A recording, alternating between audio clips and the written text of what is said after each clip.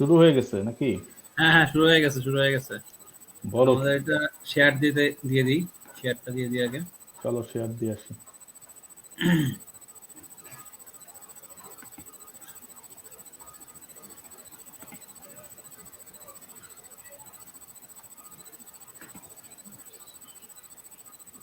চলো শেয়ার দিয়ে আসি।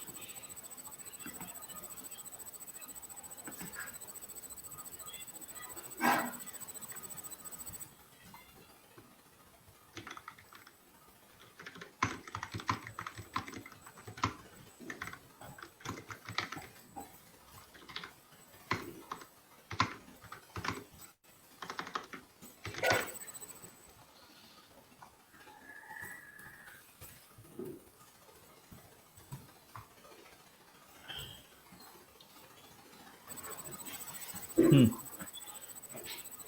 শেয়ার দেওয়া হয়ে গেছে। হ্যাঁ বলো কি কি খবর তোমার? আজকে তো start of the new year, আসলে না, start of the new year আমরা করছি 1 তারিখে সম্ভবত। হ্যাঁ, start of the new year একটা করছি অলরেডি আমরা, কিন্তু এটা এটা জাস্ট হচ্ছে যে ওই সেকেন্ড স্টার্ট অফ দ্য দ্বিতীয় ওই ভাবে শুরু। হ্যাঁ, না বলছি যে ওইটাতে আমরা হচ্ছে গত বছর নিয়ে বেশি আলাপ করছি। গত বছরে কি মানে বেস্ট অফ সামথিং, মানে হ্যাঁ, বেস্ট অফ সে মুভিজ বলো, বেস্ট অফ টিভি সিরিজ বলো, তোমাকে ওগুলো তো নিয়ে আটকে আলোচনা রাখা করছি। গেল না গত বছরের কথা আলাপ থেকে। তো যেভাবে শুরু করছো 75টা লিস্ট নিয়ে গত গত দিন, তাও ভালো যে তোমাকে 20-25টাতে আটকে ফেলা গেছে। হ্যাঁ, তাহলে তুমি মানে 75টা নিয়ে বলতা। আচ্ছা। যাই হোক, বলো কি অবস্থা? এই 1 সপ্তাহ কেমন গেল তোমার? এক সপ্তাহ খারাপ যায় নাই, মুভি দেখা হয় নাই। এই যেমন গত বছর যেরকম অনেক মুভি দেখছি, এই বছর চিন্তা করতেছি যে একটু অ্যানিমে দেখা শুরু করব, যেগুলো হয়তো এখনো দেখি নাই, মিসিং আছে কিছু। বা অনেক পুরাতন অ্যানিমে দেখবো আর কি, যেমন হচ্ছে তোমার ওই যে তাতেনো ইউসানো নারিগারি, হ্যাঁ হ্যাঁ হ্যাঁ, rising of the shield legend of hero যেটা। শিল্ড হিরো, হ্যাঁ। হ্যাঁ হ্যাঁ, ওটা তো সিজন 3 আসতেছে। এই আচ্ছা, জন্য সিজন 1 শুরু করে দিলাম আর কি। সিজন সিজন ওয়ানটা ওয়ান ভালো ছিল, সিজন টুটা অত ভালো লাগে নাই। থ্রি কেমন হবে আচ্ছা, কে জানে। হ্যাঁ, সিজন 1 এর দেখলাম রেটিং ভালো, কিন্তু সিজন 2 এর দেখলাম যে রেটিং এর অবস্থা খুব একটা ভালো না আর কি। ঠিকই আছে।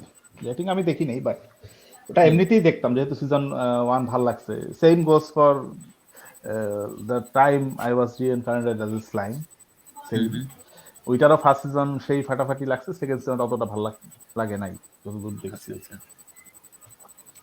হুম, আহ ঠিক আছে, বছর তো এখনো বাকি, সবে শুরু হইলো। এমনও হইতে হ্যাঁ, পারে যে বছরের মাঝামাঝিকে তুমি আরো মুভি দেখার দিকে জোর বাড়াই দিছো। হতেই পারে। সেটা হতে পারে, সেটা হতে পারে, আসলে টাইমের সাথে সবকিছুই হুম চেঞ্জ হুম, হয় আর কি। সবই সবই চেঞ্জ হয়। এখন আহ, কি বলে, বইও এরকম ভাবে আসলে পড়া হয় নাই, তোমাকে যে লাস্ট সপ্তাহে যেগুলো বললাম, যেমন হুম হচ্ছে হুম। অতীন্দ্রিয়টাও আগানো হয় নাই, প্লাস হচ্ছে তোমার ওই সেটাও আগানো হয় নাই, কি জানি প্রতিবাস্তব, ওটা আর আচ্ছা, কি। তুমি তো মনে হয় প্রতিবাস্তব পাইছো হাতে, ওটার কি অবস্থা, তুমি পড়া শুরু করছো? প্রতিবাস্তব হাতে পেলাম। প্রতিবাস্তব পড়া এখনো শুরু করতে পারি নাই, কারণ বইটা পাওয়ার পরের দিনই আমি ইনফ্যাক্ট চলে গেলাম হচ্ছে নরওয়েতে।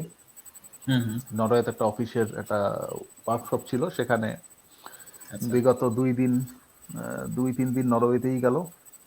আচ্ছা। এখন ফিরে আসছি, বই আরো আছে কিছু, আরো হুম হুম। কিছু টুকিটাকি পাঠানো হয়েছে, পাইছি আর কি। নরওয়ের কিছু অভিজ্ঞতা শেয়ার করো আমাদের সাথে, যে নরওয়েতে তোমার ভ্রমণের হুম হুম। যে অভিজ্ঞতাটা আর কি, ওটা একটু শেয়ার করো। আচ্ছা, নরওয়ের ভ্রমণের অভিজ্ঞতা বলতে সম্পূর্ণ অফিস ট্যুর যেহেতু, তোমার হুম, খুব বেশি এদিক সেদিক যাওয়ার সুযোগ হয় নাই। আচ্ছা তবে যেটা লাকি ছিল সেটা হচ্ছে তোমার নরওয়েতে ঠান্ডা তুলনামূলক কম ছিল। আহ, আচ্ছা মানে ওদের যেরকম থাকে সেই তুলনায় কম ছিল। এখন ছিল, আমি যখন গেছি তখন তখন 2 থেকে 5 ডিগ্রির মধ্যে ছিল টেম্পারেচার। হুম হুম হুম তো নরওয়েতে সাধারণত 20, -20, -25ও উঠে, আরো আরো হুম, বেশিও ঠান্ডা পড়ে। সেই তুলনায় 2-5 যথেষ্ট সহনশীল। আচ্ছা আচ্ছা। এখন আর যেটা ওখানে হয়েছে যে, দিনের দিনের আলোটার কি অবস্থা? ওখানে তো শুনছি যে আমার রাত হয় না, দিন দিন দিন হয়ে থাকে সবসময় আর কি। না সেটা সবসময় তো সামারে। সামারে নির্দিষ্ট শুনলাম সময়। যে সামারে হচ্ছে 11:30টায় হয়তো সূর্য ডুবে। হুম, হ্যাঁ, তারপরে আবার খুব তাড়াতাড়ি সূর্য উঠে যায়। এর জন্য সামারে থাকে অনেক, তোমার অনেকক্ষণ সকাল থাকে। হুম হুম আর তোমার উইন্টারে তো তাড়াতাড়ি হয়ে যায়। যেমন সকাল ধরো 8টা 9টার সময় যখন বের হয়েছি আমি হোটেল থেকে, তখনও দেখছি যে অন্ধকার, হালকা হালকা অন্ধকার, হুম সূর্য হুম। ওঠে নাই। আমাদের যেমন 6:30 6টার দিকে যেরকম হয়, 6টার দিকে হুম, ওই রকম একটা তোমার দেখা গেছে ওই 9টার সময়। তো বুঝতেই আচ্ছা। পারতেছো হুম বরফ হুম ছিল, পথে ঘাটে বরফ ছিল প্রচুর। এবং বরফের সব আচ্ছা থেকে যে বিপজ্জনক যেটা পরিস্থিতি হয় যে তোমার যখন বরফটা গলতে থাকে, শক্ত হয়ে হুম যায়, তুষারপাত হুম হওয়ার পরে এটা শক্ত হয়ে যায়, ওটা তখন গলতে থাকে। ওই সময়টা খুব বিপজ্জনক, কারণ ওই সময় হাঁটা কঠিন খুব। তো শীত প্রধান দেশগুলোতে এই জন্য করে কি, তোমার যেসব জায়গায় বরফ আছে এরকম হচ্ছে, ওই জায়গায় পাথর ছিটায়, কুচি আচ্ছা। পাথর ছিটায়। আর হচ্ছে তোমার ওই যে লবণ ছিটায়। তো লবণ যেটা করে হুম, তোমার বরফটাকে তাড়াতাড়ি গলিয়ে ফেলে। হ্যাঁ। আর কুচি পাথর দিলে তোমার যেটা হয়, তুমি জুতো দিয়ে যখন ওখানে পাড়া দিবা তখন একটা ফ্রিকশন হওয়ার একটা জায়গা থাকে, সো আচ্ছা গ্রিপটা একটু বেটার হয়। আচ্ছা, সে মানে কারণে পিছলে পড়ার পড়ার সম্ভাবনা সম্ভাবনা কমে। কম থাকে, হ্যাঁ কমে। পিছলে পড়ার সম্ভাবনা কম থাকে। তো সেগুলো ছিল ব্যবস্থা। আমার হোটেলের উপরেই একটা সিনেমা হল ছিল, আইম্যাক্স আচ্ছা আচ্ছা। তোমার থিয়েটার। সেখানে তোমার যাওয়া হয় নাই সময়ের অভাবে। সময়ের অভাবেও ঠিক না, সময় ছিল, কিন্তু কলিগদের আর কেউ যেতে আগ্রহী ছিল না দেখে আসলে যাওয়া আচ্ছা হয়নি। আচ্ছা আচ্ছা আচ্ছা। আর নরওয়ে খুবই এক্সপেন্সিভ শহর। ইভেন যারা নরওয়েতে থাকে তারাও এটা নিয়ে খুবই মানে খুবই কনসার্ন আর কি, যে এত হুম হুম। খরচ সবকিছুতে। সেক্ষেত্রে নরওয়ে তো নরওয়েতে তো শুনছি আমি যে নেগেটিভ পপুলেশন, মানে ওদের ওখানে পপুলেশনের সংখ্যা বাড়ার থেকে কমে বেশি আর কি। সে জানি না, সেটা আসলে আমি শিওর না। তো আমি আচ্ছা, সেটার মানে এমনি সপক্ষে বা বিপক্ষে কিছু বলতে পারতেছি না, কিন্তু না এমনি তুমি যদি তুমি ডাটা যখন পেয়ে থাকো হয়তো বের বা হয়েছো, ঠিকই। না যখন বের হয়েছো তখন কি লোক লোক মানে লোকের সমাগম কি খুব বেশি ছিল বাইরে? লোক আমার তো ছিল মনে হয় না। প্রচুর, লোক ছিল। কারণ হচ্ছে তোমার আচ্ছা। ওই এটা তো ওই অসলো, অসলো হচ্ছে তোমার ওই মোটামুটি একটা বড় শহর, হ্যাঁ, হুম। নরওয়ের, এবং পপুলার শহর। সেখানে ভিজিটররা আসে পৃথিবীর বিভিন্ন দেশ আচ্ছা। থেকে। ও। সেই সেহেতু তোমার প্রচুর লোকজন ছিল। হুম। ট্রেনের মধ্যে মোটামুটি বেশ ভালো পরিমাণই লোক ছিল। ঢাকার মতো অত ঠাসাঠাসি না হলেও মোটামুটি ফাঁকা ছিল না কোনো জায়গা। আচ্ছা মানে আচ্ছা। কখনো কখনো আমাদের দাঁড়িয়ে যেতে হয়েছে, বসার হুম। বসার সিট ছিল না, এরকম ছিল। আচ্ছা। আর ওখানে কেউ মাস্ক পরে না, যেটা খুবই উইয়ার্ড লাগছে। কেউ মাস্ক পরে না, ট্রেনেও পরে না, বাসেও পরে না, প্লেনেও পরে না, এবং পথে ঘাটে হুম। তো পরেই না। সো মাস্ক এটা কালচার থেকে তারা এটা একটা মুক্তি পেতে চায়। মানে মাস্কটা যদি কোভিড থাকে তাহলে ঠিক আছে, হয়তো ওদের শীত প্রধান দেশগুলোতে ধুলোবালির মানে ইয়াটা নাই আর কি সেরকম, তো ওরা হয়তো ওই ওই চিন্তা করে আর কি মাস্ক পরতেছে না আর কি। না, হতে পারে, কিন্তু কোভিড তো ধুলাবালি থেকে ছড়ায় না। কোভিড তো তোমার হচ্ছে একজন কোভিড পেশেন্ট তার হুম হুম হাঁচি কাশি থেকে ছড়াইতে পারে, তাই না? হুম হুম হুম। বা সে যদি মুখে নাকে হাত দিয়ে কোথাও হাত হতে দেয় পারে বা ওদের হয়তো ভ্যাকসিনেশনের ইয়াটা বেশি, রেটটা হয়তো হয়তো বেশি। বা, হয়তো বা। স্টিল ব্যাপারটা খুব উইয়ার্ড লাগছে। কারণ হুম আমি যেখানে থাকি এখানে তো মাস্ক পরতে হয়, নিয়মিতই পড়তে হয়। অ্যাটলিস্ট ট্রেনে উঠলে বা বাসে উঠলে মাস্ক ছাড়া হ্যাঁ। ওঠার নিয়ম নাই। আচ্ছা আচ্ছা। সেহেতু জিনিসটা প্রতিদিন যেটা করি সেটা করতে হচ্ছে না, এটা একটু উইয়ার্ড লাগছে। আচ্ছা আচ্ছা, বুঝতে আর পেরেছি। এছাড়া একটু শহরের পথে ঘাটে হেঁটে বেড়াইছি, খুবই সুন্দর জায়গা। হুম। লেকের পাড় দিয়ে হাঁটছি, ভাল লাগছে। হ্যাঁ হ্যাঁ, তুমি কিছু ছবি শেয়ার করছিলে তোমার ইয়েতে প্রোফাইলে, হ্যাঁ ওগুলো হ্যাঁ দেখলাম। মানে একদমই হ্যাঁ, ছবি ছবির মতো, পিকচার পারফেক্ট যেটা বলে আর কি, ওরকম ছিল। আসলে খুবই সুন্দর জায়গা। আহ, হুম। ঠিক আছে, ভালো লাগছে। তুমিও ওকে। সুযোগ সময় পেলে একবার ঘুরে এসো। আমার সুযোগ সময় পেলে আমি হয়তো দেশের আশেপাশেই কোথাও ঘুরতে যাব, কত দূরে যাওয়ার মতো সামর্থ্য এখনো হয়নি। হবে হবে, তো হ্যাঁ। নেগেটিভ হওয়ার কিছু নেই, এক সময় না এক সময় হুম। দেখবা হ্যাঁ কোনোভাবে সেটা হয়ে হবে, গেছে। এটা স্বাভাবিক। যাই হোক, ওকে এখন আমরা আলোচনায় ফিরি। চলো চলো, আমাদের যে মূল ধারার আলোচনা সেটাতে যাই আমরা। একেবারে। সেটা হচ্ছে যে অ্যানিমে হচ্ছে লাস্ট উইকে আমি ইয়াটা দেখে শেষ করছি বলতে, ইসেকাই অডিশনের 12টা এপিসোড বের হয়েছে। হুম 13টা এপিসোড বের হওয়ার কথা, কিন্তু লাস্ট এপিসোডটা তোমার দেখলাম যে কোভিড এর কারণে ওদের হচ্ছে ওরা চাইনিজ কন্ট্রাক্টর দিয়ে দিয়ে আর কি আউটসোর্সিং করাচ্ছে আর কি হুম প্রজেক্টটা। হুম তো এই কারণে যেটা হয়েছে, কোভিড এর কারণে ওটা পিছিয়ে গেছে, এবং ওটার হ্যাঁ, রিলিজ ডেট আর কি হওয়ার কথা ছিল গত বছরের ডিসেম্বরের শেষের দিকে, কিন্তু এটা এখন আর মানে কোনো ইয়া নেই, ফিক্সড ডেট নাই আর কি। যদি যখন হচ্ছে প্রজেক্টের রিলেটেড যারা আর কি আছে তাদের মানে স্বাস্থ্য ভালো থাকবে বা কোভিড হুম থেকে তারা আর কি সেরে উঠবে, তারপরে হুম হয়তো আর কি শুরু হবে আর কি আবার এই হুম হুম। প্রজেক্টটা। না, চীনের অবস্থা খুবই খারাপ। চীনে তো শুনলাম প্রায় 90 কোটি লোক হচ্ছে কোভিড আক্রান্ত এখন। হুম হুম যেটা হুম তারা তারা বলতেছে যে আরো এখনো পিকে যায় নাই। তো পিক হুম একবারে রিচ করার পর তারপরে আস্তে আস্তে আবার কমবে, এটা তাদের হুম আশা। কিন্তু একটা দেশের হুম যখন 90 কোটি লোক করোনায় আক্রান্ত, ব্যাপারটা আসলে খুবই হুম সিরিয়াস এবং হৃদয়হীন শোনালেও যেটা করা উচিত যে চীন থেকে অন্য দেশ লকডাউন করে দেওয়া উচিত। মানে চীনের লোকজন যদি আসতে শুরু করে বিভিন্ন দেশে, হুম হুম হুম। ব্যাপারটা খুবই সবখানের জন্য হেলথ রিস্ক। যেমন বাংলাদেশে শুরুর দিকে ইটালি থেকে লোকজন আসার পরে কিন্তু হ্যাঁ, ব্যাপারটা ঢুকা মানে বাংলাদেশও শুরু হয়ে গেল, এর আগে তেমন ভাবে ছিল না। না বাংলাদেশে বাংলাদেশে কিন্তু চীনাদের মানে চীনের লোকদের আগমন বেশ ভালোই, কারণ হচ্ছে ওদের অনেকে অফিস করে এখানে, অনেকে হুম তোমার হয়তো যে ওদের ইয়া মানে কি বলে হুম। মাইগ্রেটেড হয়েও আসে। তো সেই ক্ষেত্রে চায়না থেকে বাংলাদেশের লোকের আগমন মানে সমাগমটা কি ভালোই হওয়ার কথা আর কি। হ্যাঁ, সেই মানে আমি শুনছি যেটা যে এয়ারপোর্টে সম্ভবত একটু লকডাউনের ব্যবস্থা করছে ওই কারণে, এবং হুম হুম চীন বা ভারত থেকে যারা আসতেছে তাদের সম্ভবত ভালো করে কোভিড টেস্ট করে হুম তারপরে তাদেরকে এন্ট্রি দিচ্ছে।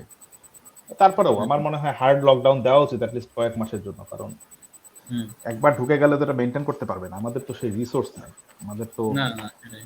খুবই ডিফিকাল্ট। চীন পারে, চীনের যখন প্রথম হুম করোনা কোভিড ধরা পড়লো হুম তখন হুম কিন্তু চীন প্রচুর করছে। তা আমার ফ্রেন্ড ছিল এরকম চীনে, আমি যেটা শুনছি যে তাদেরকে একবারে বাসার মধ্যে রেখে দিছে। হ্যাঁ, গভর্নমেন্ট হুম থেকে হুম বাসার হুম মধ্যে রেখে হুম দিছে। প্রতি সপ্তাহে তাদের জন্য খাবার পাঠানো হইতো গভর্নমেন্ট থেকে, এবং একবারে উপযুক্ত পরিমাণে। এবং 2 সপ্তাহ পর পর বা মাসে কয়েকবার গিয়ে ডাক্তাররা চেক করছে যে কি হুম। অবস্থা, কেমন আছে তারা। তো আচ্ছা। এগুলো তারা গভর্নমেন্ট থেকে সেসব সুযোগ সুবিধা পাইছে, আমরা কিন্তু হুম, এটা কল্পনাও করতে পারবো না। না তারপরও সেটাই। আমরা যেটা পাইছি সেটা একেবারে কম না, আমরা বিনামূল্যে হুম ভ্যাকসিন পাচ্ছি, বা হচ্ছে স্বাস্থ্য সেবার জন্য তোমার চ্যানেল ওপেন আছে। হ্যাঁ, অনেকে নিজের উদ্যোগে করছে, দেখা গেছে যে খাবার দাবার দিয়ে আসতেছে প্রতিবেশীদের। হুম হুম। এগুলো হয়েছে, মানে তাও যতটুকু সম্ভব হয়েছে, বাট এর বেশি হওয়া আমাদের আসলে আশা করাও ঠিক না, আমাদের না সেই না রিসোর্স নাই। সেটাই।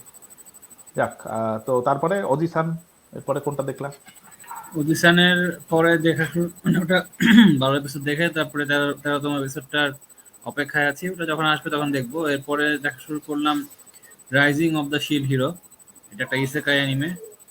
ইসেকাই এটাও তোমার আহ ইয়াটা হুম যেরকম থাকে, অডিশনটা কিন্তু দেখায় না যে আসলে যে সে কিভাবে, না দেখায় না বলতে কি সরাসরি দেখায় না, কিন্তু বলে যে একটা ট্রাকের সাথে ধাক্কা খায়, ওটা ধাক্কা খেয়ে তারপর অ্যাক্সিডেন্ট করে কোমায় চলে যাওয়ার পর ওখানে হচ্ছে সে ইসেকাইতে যায়। আর এখানে হচ্ছে rising of the hero rising of the shield হিরোতে দেখায় হচ্ছে সে একটা বই পড়তেছিল লাইব্রেরিতে, যে বই পড়তে গিয়ে হঠাৎ করে ওই মানে ওখান থেকে ওকে ট্রান্সপোর্ট করে নিয়ে যায় আর কি অন্য জগতে আর কি, ইসেকাই যেটাকে বলে জাপানিজে। তো সেখানে সে যায়, যে তার এরপরে তাকে মানে ওখানে যাচ্ছে ওই ওয়ার্ল্ডে হিরো, চারজন হিরো। একজন হচ্ছে সোর্ড, একজন শিল্ড, একজন ল্যান্স মানে বর্ষা, আর একজন হচ্ছে অ্যারো। এই চার চার রকমের হিরো থাকে। এই চার রকমের হিরোকে ওরা সামন করে যাতে করে হুম তারা আর কি ওই তাদের বিভিন্ন রকমের ওয়েভ আসে। ওয়েভ বলতে এখন আমি জানি না ওয়েভের মধ্যে কি কি থাকে, দুর্যোগ হয়তো দুর্যোগ। দুর্যোগ আর কি। হ্যাঁ, দুর্যোগ থেকে তাদেরকে রক্ষা করার জন্য এই হিরোদেরকে সামন করা হয় ম্যাজিকের মাধ্যমে।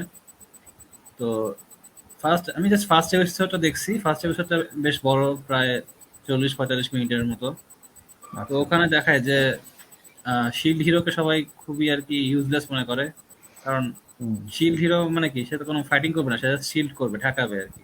হুম তার কোনো অ্যাটাকিং মানে অফেন্স কোনো ইয়া নেই আর কি, সব হুম ডিফেন্স। হুম তো এই জন্য আর কি অনেকে ওকে ঠাট্টা করে, ওর সাথে কেউ মানে যেতে চায় না সহজে। হুম তো হুম যাই হোক, এরপরে আর কি হয় না হয় ওটা না বলি, এরপরে তো বলে স্পয়লার হয়ে যাবে। হুম হুম তো সে কিভাবে তার এই মানে জাস্ট শিল্ড হিরো স্ট্যাটাসটাকে সে মানে বজায় রাখে, বা এই রোলটা সে প্লে করে কিভাবে, এবং সে ওই জগতে সে কিভাবে বিভিন্ন রকমের সমস্যার সম্মুখীন হয়ে সেগুলোকে সমাধান করার চেষ্টা করে, এটা নিয়ে আর কি কাহিনী এগোচ্ছে আর কি। আমি জাস্ট হুম। ফার্স্ট এপিসোড দেখে এটুকুই বললাম, এরপরে আরো সামনে আরো এপিসোড দেখলে হ্যাঁ হয়তো হ্যাঁ, কাহিনী। সামনে আরো বহু কিছু হবে। আমি তো দেখছি পুরাটাই, হ্যাঁ, সিজন 1 2 দুটোই দেখে ফেলছি। হুম, হুম। এটা সম্ভবত একটা লাইট নভেল ছিল, লাইট হ্যাঁ, নভেলের লাইট উপর নোবেল, লাইট লাইট তোমার নোবেল বেস থেকে করে আর কি। হ্যাঁ, হ্যাঁ, বেস করে করা হয়েছে। মাঙ্গা পরে বের হয়েছে কিনা আমি জানি না, হতেও পারে। মাঙ্গা পাইনি আমি যদিও না। তো লাইট নভেল আমার খুব একটা পড়া হয় না, হুম, যে কারণে অ্যানিমে হয়েছে খুশি লাগছে, ভালো লাগছে। তবে আমি তো ইসেকাই আমার ভাল লাগে, আমার খুব অন্যতম ফেভারিট জনরা এখন। আচ্ছা। ইসেকাই কিছু একটা পাইলে শুধু আমি তোমার দেখার শুধু চেষ্টা করি। তোমার না, এখন মানে আগে যেরকম একটা সময় ছিল জাস্ট মেকা অ্যানিমে বেরোতো, মেকা হুম হুম। অ্যানিমের অনেক ইয়া ছিল আর কি, ফ্যান ছিল। এখন একটা ওটা ওই মেকা অ্যানিমের জায়গাটা দখল করে নিয়েছে ইসেকাই আর কি। ইসেকাই অ্যানিমে দেখা যাচ্ছে যে হয়তো বছরের যদি 200টা বেরোয় তার মধ্যে হয়তো 150টাই হচ্ছে ইসেকাই অ্যানিমে, এরকম হয়ে গেছে। হ্যাঁ, ইসেকাইতে তো ফ্যান সার্ভিসটা খুব ভালো দেখাইতে পারে, আর আজকালকার পোলাপান এটা খুব পছন্দ করে। হ্যাঁ। ফ্যান সার্ভিস থাকলে তারা একটু দেখে বেশি। হুম, তবে আমার কাছে ইসেকাই ভালো লাগে বেসিক্যালি পাওয়ার আপগ্রেডের ব্যাপারটা যে থাকে, পাওয়ার হচ্ছে ও হচ্ছে নতুন নতুন ফিচার পাচ্ছে, নতুন নতুন তার হচ্ছে যে অ্যাবিলিটি অ্যাড হচ্ছে, এগুলো আমার খুব ভালো লাগে। এই হুম, কারণে আমার ইসেকাই গুলো দেখতে ইচ্ছে করে। যেটা শিল্ড হিরোতে খুব পারফেক্টলি দেখানো হয়েছে, তারপরে স্লাইমেও খুব পারফেক্টলি দেখানো হয়েছে প্রথম দিকে। দেন হচ্ছে তোমার বফুরিতে ভালো দেখানো হয়েছে। হুম, হুম। স্পিকিং অফ বফুরি, বফুরি সেকেন্ড সিজন আসা শুরু হয়েছে, একটা এপিসোড আসছে। তো আমি আচ্ছা। নরওয়ে থাকা অবস্থায় দেখলাম একটা এপিসোড আসছে, আমি এটা দেখে ফেলছি। হুম, অ্যাজ ইউজুয়াল ভালোই লাগছে। এটা অনেকটা যে হয় না তোমার, এটা কোনো সিরিয়াস এরকম স্টোরি এপিসোড না, আমার একেবারে দেখা গেছে যে পুরোনো সিজনের থেকে নতুন সিজনে জাস্ট আসছে, ওইখানে একটা নতুন ইভেন্ট হয়েছে, সেখানে তোমার কি কি করছে তারা সেখানে ওই সব আচ্ছা, জিনিসপত্র দেখাইছে। তো এটা একটা কোলাবোরেটিভ ওই ক্রিসমাস স্পেশাল এপিসোডের মতো হয়েছে। আচ্ছা, আচ্ছা। এটা কোনো স্টোরি, কোনো আর্ট না মনে হয়নি, হুম, হুম। বাট ভালোই লাগছে। আচ্ছা। আহ, এছাড়া এছাড়া আমি আরেকটা দেখছি, ওটা হচ্ছে তোমার যে নতুন সিজনের একটা অ্যানিমে, ট্রাইগান স্ট্যাম্পিড। এটা তোমার ওই ট্রাইগান আমিও ট্রাইগান। দেখছি। হ্যাঁ, ট্রাইগান অ্যানিমেটা জাস্ট রিবুট করছে ওরা। তবে কাহিনী একটু মানে ডিফারেন্ট ভাবে বলতেছে। কাহিনীতে তোমার মানে ফার্স্টে যেরকম আমাদের প্রথম যেটা আমি দেখেছিলাম 1990s এর যে অ্যানিমেটা, ওখানে তোমার হচ্ছে ট্রাইগানে দেখায় যে ফার্স্ট এপিসোডে কিন্তু কোনো ভিলেন বা ইয়াটা ওরকম ভাবে দেখা না, যে মেইন অ্যান্টাগনিস্ট কে বা হুম ভ্যাশের হুম যে অরিজিনটা কিভাবে হয় সেটা দেখায় না। হুম। কিন্তু এখানে ফার্স্ট এপিসোডেই হচ্ছে তোমার দেখায় দেয় কিভাবে অরিজিনটা হইলো, মানে হ্যাঁ কিভাবে হ্যাঁ। স্পেসশিপটা আসলো, ইয়া করলো, ক্র্যাশ ল্যান্ডিং হইলো। তারপর ওর যে মানে ও তো ভ্যাশ হচ্ছে গিয়ে প্রোটাগনিস্ট, আর ওর হুম। অ্যান্টাগনিস্টটা কে, তার তার সাথে কি সংঘর্ষ, সব দেখাই দিছে আর কি ফার্স্ট এপিসোডে আর কি। এটা আমার পার্সোনালি একটু একটু উইয়ার্ড লাগছে, কারণ আগের সিরিজটা যে দেখছি ওটা ভালো ছিল অনেক, হুম, হুম, এবং ওইখানে যেভাবে মিস্ট্রিটা আনফোল্ড করছে হুম, সেই প্রসেসটা আমার একেবারেই খারাপ লাগে নাই, হুম, হুম। ভালোই লাগছে। এবং যেহেতু এটা favourite, one of the favourite anime ছিল, হ্যাঁ, হ্যাঁ। আমার এই জিনিসটা একটু উইয়ার্ড লাগছে যে প্রথম এপিসোডেই তারা এত কিছু দেখাই দিল একেবারে। হুম। এটা না করলেও তারা পারতো। আরেকটা এখন জিনিস যেটা দেখা যাক করছে যে, সামনে। হ্যাঁ হ্যাঁ, বলো।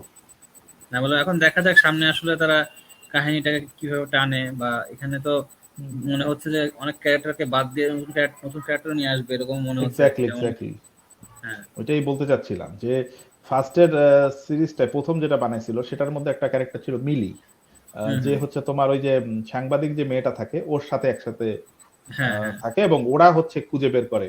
ওরা তখন সাংবাদিকও থাকে না বোধহয়, ওরা মনে হয় ইন্স্যুরেন্স কোম্পানির এজেন্ট থাকে, যতদূর হ্যাঁ, আমার হ্যাঁ, খেয়াল ইন্স্যুরেন্স আছে। কোম্পানি এজেন্ট থাকে, ইন্স্যুরেন্স কোম্পানি এজেন্ট। হ্যাঁ, তো এটার মধ্যে ওর চরিত্রটাই বদলে গেছে, ও দেখা যাচ্ছে সাংবাদিক, এবং ও হচ্ছে একজন তোমার বড় একজন সাংবাদিকের অ্যাপ্রেন্টিস। হুম, তারা হুম, হচ্ছে দুজনে মিলে আসছে ওর ওর সম্পর্কে নিউজ করতে, ফার্স্ট দ্য স্ট্যাম্পিড, যার বাউন্টি হচ্ছে 66 বিলিয়ন হুম, হুম। ডলার বা সামথিং, তারে হচ্ছে তারে খুঁজা তারে হচ্ছে নিউজ করতে আসছে। কিন্তু মানে পুরো এপিসোডটাই কিন্তু একটু ডিফারেন্ট। হ্যাঁ, হ্যাঁ, হ্যাঁ, হ্যাঁ। হ্যাঁ, মানে যাই যারা আর হোক। কি মানে আগের মনে করছে যে হয়তো আগেরটাই জাস্ট হচ্ছে তোমার নতুন অ্যানিমেশন স্টাইল দিয়ে করছে, না না না, সেটা তারা না। দেখে একটু অবাকই হবে যে আসলে কাহিনী ওরকম না আর কি, হয়তো একটু ডিফারেন্টলি বলা হবে কাহিনী এখানে। তবে খারাপ লাগে নাই, সত্যি কথা বলতে না, কি আমার মানে কাছেও খারাপ লাগেনি। খারাপ লাগে না, অ্যানিমেশন তো দুর্দান্ত হয়েছে, ভয়েস অ্যাক্টিং, ক্যারেক্টার আর কোনোটাই সোফার খারাপ মনে হয় নাই। যারা ফ্যান তারা আশা করি কন্টিনিউ করবে। হুম হুম আহ, তো দেখা যাক কি হয়। হুম তোমার আরেকটা কি, ও আচ্ছা, এটার যে ইংলিশ ভার্সন যে ডাবিং হচ্ছে সেটাতে হ্যাঁ সম্ভবত যে পুরনো ভয়েস অ্যাক্টর ছিল ভাসের, সেই হুম হচ্ছে তোমার রিটার্ন করতেছে আর কি, আচ্ছা একই সেম ভয়েস অ্যাক্টর থাকছে। আজকে নিউজ দেখলাম কোথায় জানি। হুম তো কিন্তু সেটা জাপানিজ যারা, মনে হয় চেঞ্জ হয়েছে, জাপানিজ তো ডাবে মনে হয় সেই আগের লোক নাই আর কি।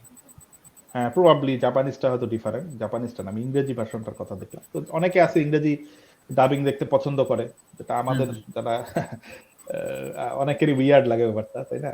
হুম হুম। ডাবিং কি দেখবো, বাট না অনেকে কিছু আছে কিছু ডাবিং ছাড়া আছে দেখে মানে না। কিছু কিছু অ্যানিমে আছে যেগুলোতে ডাবটা আমার মনে হয় যে বেটার, যেমন কে বলে রুরোনি কেনশিন, আমরা যেটা দেখছি আর কি আচ্ছা। বিটিভিতে, ওখানে যে ভয়েসটা আসে মানে আসে সেরকম টা ইয়াতে জাপানিজ একটু কেমন মেয়েলি মেয়েলি ভয়েস আসে আর কি। তো ওটা একটা বিষয়। তারপর ড্রাগন বল জিও তো মনে হয় ওরকমই নাকি, ড্রাগন বল জি এর ভয়েসটা। ড্রাগন বল জি আমি দেখি নাই, তবে রুরোনি কেনশিন হচ্ছে তোমার, আমি জাপানিজটাই দেখছিলাম। হুম রুরোনি কেনশিন তো মানে রিমেক করতেছে, মানে ওই লাস্টের হ্যাঁ আর্কটা রিমেক মনে হয় হবে আর কি। বলছিলাম, হ্যাঁ মানে নতুন করে ওটা মানে হয় না, অ্যানিমেশনটা করতেছে আবার। একটা মুভি নতুন কি ছিল না, একটা মুভি লাইভ মনে হয় অ্যাকশন। ছিল, না না লাইভ অ্যাকশন না, তোমার অ্যানিমেশন একটা মুভি ছিল, এবং যে মুভিটা আমার খেয়াল আছে তোমার আচ্ছা হচ্ছে অ্যানিমে নিউজ নেটওয়ার্কের টপ রেটেড ছিল আর কি অ্যানিমেশনের মধ্যে, আচ্ছা আচ্ছা হাইলি অ্যাক্লেম টপ রেটেড, একেবারে আচ্ছা মানে ওই একেবারে নাম্বার যেখানে ওয়ান। হচ্ছে যেখানে মনে হয় কেনশিনের যে পাস্ট দেখায় ওইটা। এটা বললে তো স্পয়লার হয়ে যাবে, যাই হোক ওটা কি দেখায় না বলি। তো না না মানে আমি বললাম যে ওটাতে কি পাস্ট দেখায়, মানে ওই যেটা না, কথা মনে প্রথম। হয় পাস্ট দেখায় না, মনে হয় পাস্ট দেখায় আচ্ছা না, আচ্ছা আচ্ছা ওটা একেবারে শেষের কাহিনী দেখায়। আচ্ছা আচ্ছা। তো পুরনো কেনশিন আমি পুরাটা দেখিও না অ্যানিমে, আমি রুনি কেনশিনের ম্যাঙ্গা তো মনে হয় ম্যাঙ্গা কি ফিনিশড হয়েছিল? হ্যাঁ হ্যাঁ, মাঙ্গা শেষ হয়ে গেছে। না আমি তো জানতাম যে মাঙ্গাকে মানে জেলে জেলে ভরা হয়েছিল বা এরকম কিছু একটা কাহিনী হুম। কারণে আনফিনিশড ছিল বা এরকম কিছু। না না, মাঙ্গা মাঙ্গা শেষ হয়েছিল, মাঙ্গা মাঙ্গা আমার যতদূর জানি শেষ হয়ে গেছিল। আচ্ছা আচ্ছা। ইনফ্যাক্ট তোমার কি বলছি কিনা জানি না, ওটা তো গেলই, রুনোনিকেশন গেল, ইসের কিন্তু মাঙ্গা আবার কন্টিনিউ করবে, ভ্যান কি জানি ভ্যাগাবন্ডের। তাই নাকি? তো হ্যাঁ গুড নিউজ, একটা ভালো ভালো খবর। হ্যাঁ, এটা ভালো নিউজ, ভ্যাগাবন্ডের মাঙ্গাকা আবার লেখা শুরু করবে বা করছে এরকম কিছু। সো আচ্ছা that's a very good news, কারণ ভ্যাগাবন্ড ওরকম একটা সিরিজ, আমি তো পুরোটা পড়ি নাই, যতদূর পড়ছি এত দুর্দান্ত ছিল। হুম। এবং তুমি জানো কিনা ওর কিন্তু আরেকটা বিখ্যাত সিরিজ আছে। হ্যাঁ জানি, এটা হচ্ছে হ্যাঁ, তোমার ইয়া ওই যে কি স্লাম ডাঙ্ক। বাস্কেটবল নিয়ে স্ল্যাম ডাঙ্ক। হ্যাঁ হ্যাঁ, এটা আমি জেনে খুব অবাক হয়েছি যে এই লোক, সে কি ফাটাফাটি একটা সামুরাই সিরিজ লিখছে, সে আবার স্লাম ডাঙ্কেরও মাঙ্গাকা, দুইটা কিন্তু পুরাই ভ্যাগাবন্ড কিন্তু ডিফারেন্ট। আসলে একটা, আমি যত জানি ভ্যাগাবন্ড একটা মানে নোভেল থেকে আর কি বেস করে ওটাকে ম্যাঙ্গাতে আর কি ইয়ে করছে আর কি মানে। নভেল থেকে কিনা আমি শিওর না, বাট তোমার হচ্ছে যে ভ্যাগাবন্ড একজন রিয়েল ক্যারেক্টারের লাইফের উপর বেস হ্যাঁ করে। রিয়েল ক্যারেক্টার তো আছে, তার উপর একটা নোভেল আছে, ওই নোভেলটা থেকে আচ্ছা কাহিনী আচ্ছা নিয়ে এটাকে মাঙ্গাতে রূপান্তর করছে আমি যত জানি আর কি, এটা আচ্ছা আচ্ছা, বললাম। সে হতে পারে, সে যাই করে থাকুক, হুম। দারুণ জিনিস, কোনো সন্দেহ নাই। তার এবং মানে এটা, আর্টও সেরকম, মানে সেই হ্যাঁ লেভেলের আর্ট। দুর্দান্ত আর্ট, কিছু আর্টিস্ট আছে যাদের আর্ট দেখলে মুগ্ধ হয়ে যেতে হয়, হুম হুম। সেরকম। তো ঠিক আছে, ভালো এটা। আর কি আর কি দেখছো বলো। আচ্ছা অ্যানিমে আর সেরকম ভাবে দেখা হয় না এই সপ্তাহে। আর নতুন সিজনের ভাবছিলাম যে কিছু দেখবো, কিন্তু নতুন সিজনে আসলে সেভাবে এখনো বের হয়নি। আমি ভিনল্যান্ড সাগা এখনো শুরু করিনি সিজন 1, তো সিজন 2 দেখার কোনো প্রশ্ন আসে না। আর টোকিও রিভেঞ্জার্সটা মানে ফার্স্ট সিজন শুরু করছিলাম কিন্তু হ্যাঁ, মাঝখানে একটু টোকিও রিভেঞ্জার ভালো না। বোরিং হয়ে যায়, তো আমি সিজন 1 এখনো শেষ করিনি টোকিও রিভেঞ্জার্স এর। টোকিও রিভেঞ্জার্স আমি মনে হয় 10-12 পর্ব দেখছি, আমার খুবই বিরক্ত লাগছে এক পর্যায়ে গিয়ে, নট ওর্থি। তুমি দেখতে চাইলে দেখতে পারো, কিন্তু আলটিমেটলি মানে আমি রেকমেন্ড করবো না কোনোভাবেই। তো আর এই মোটামুটি এছাড়া দেখছো নাকি সপ্তাহ, নাকি আরো দেখছো? হ্যাঁ। হ্যাঁ এই সপ্তাহে এগুলোই দেখছি আর কি। এছাড়া আর সেরকম দেখার মতো অ্যানিমে এই সিজনে এখনো বের হয়েছে সেরকম আমি পাইনি আর কি, যে আচ্ছা। এই সিজনে এরকম আসছে কিন্তু দেখা আহ যাবে। দেখতে পারো, নিয়ার অটোমাটা দেখতে পারো। হ্যাঁ হ্যাঁ, নিয়ার এটা গেমস অটোমাটা, এর নাম শুনছি। হুম, স্টোরি নাই তেমন কোনো, যেটা মনে হলো, আমি প্রথম পর্ব দেখছি, এক পর্বই বেরোছে, তবে হুম, অ্যানিমেশন কোয়ালিটি খুব ভালো করছে এবং অ্যাকশন ট্যাকশন ভালো করছে। তো সেই তুলনায়, সেই হিসাবে তুমি কন্টিনিউ মানে দেখা শুরু করতে পারো যদি ভালো লাগে। আচ্ছা আচ্ছা। এছাড়া আমি আয়াকাশি ট্রায়াঙ্গেল দেখলাম। আর কিছু ট্রায়াঙ্গেল কি বের হয়েছে? আয়াকাশি ট্রায়াঙ্গেলের ফার্স্ট এপিসোড বেরোছে। তো আয়াকাশি ট্রায়াঙ্গেল, হ্যাঁ মোটামুটি লাগছে, এমন আহামরি কিছু না। হুম। তো দেখলে দেখতে পারো, টিপিক্যাল যে তোমার। হাই কার্ড নামে একটা অ্যানিমে দেখলাম, হাই কার্ড নামে একটা অ্যানিমে, ওটার কাহিনী সংক্ষেপ করে মনে হলো যে একটু হয়তো ইয়া হতে পারে আর কি, দেখা যেতে পারে। তবে এখন আমি আসলে না দেখে আসলে রেকমেন্ড করা ঠিক না, রেকমেন্ড করতে পারতেছি না আর কি। হাই কার্ড এটা হচ্ছে যা দেখলাম যে কার্ড প্লে মানে আমরা যে তাস খেলি ওই তাসের খেলা, ওটার উপরে বেস করে বিভিন্ন রকম পাওয়ার তারা পায় কার্ডের গেম খেলে। সেখান থেকে তারপরে তারা হচ্ছে ওই মারামারি করে বা ইয়ে করে আচ্ছা। এরকম আর কি কাহিনী সংক্ষেপ যা করে বুঝলাম। হুম, বুঝতে পারছি। এখন এটা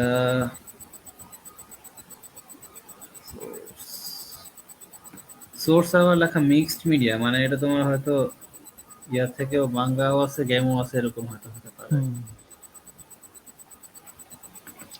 আচ্ছা। তোমার আরেকটা অ্যানিমে দেখলাম, ইয়োনা অফ দ্য ডন, সেটা হুম শুরু করছিলাম আরো আগেই, এই হুম সপ্তাহে আরো 2-3টা এপিসোড দেখছি। নট ব্যাড, পলিটিক্যাল ড্রামা টাইপের, হালকা রোমান্টিক ব্যাপার স্যাপারও এটা কি হয়তো থাকবে। আকাতসু মানে জাপানিজ নেম কি আকাতসুকি নো ইয়োনা? হতে পারে, জাপানিজ নামটা আমি শিওর না, এখানে দেখাচ্ছি ইয়োনা অফ দ্য ডন তোমার ইসে। হ্যাঁ, Yona the girl standing in the blush of dawn, এটা লেখা আর কি দেখতেছি। তো এইটা হচ্ছে, আমি কন্টিনিউ করবো না কিনা শিওর না, বাট স্টোরি খারাপ মনে হয় যতটুকু দেখছি। আচ্ছা, এটা নতুন নতুন না, বেশ আগেরই দেখছি, প্রায় 2014-15 সালের সময়। এটা খুব একটা নতুন না, বাট হুম এটার মাঙ্গাও আছে, মাঙ্গাটাও বেশ শুনছি হিট, বাট এটা একটু যে হয়তো পুরোপুরি শৌনেন অ্যানিমে না, একটু শৌজো এই টাইপের। সৌজ এটা না, এটা সৌজ অ্যানিমে এবং এটা ডেমোগ্রাফিকে action adventure fantasy romance, so romance থাকবে এটাতে ধরে নাও। রোমান্স থাকবে, সে রোমান্স ঠিকঠাক থাকলে মন্দ না, থাকলে অসুবিধা নাই কোনো। হুম অ্যানিমে নিয়ে তো বললাম, এখন হচ্ছে তাহলে ইয়া নিয়ে কথা বলি। আহ, আচ্ছা একটু দাঁড়াও, আজান দিচ্ছে, একটু ইয়া করে মিউটে থাকি আমি।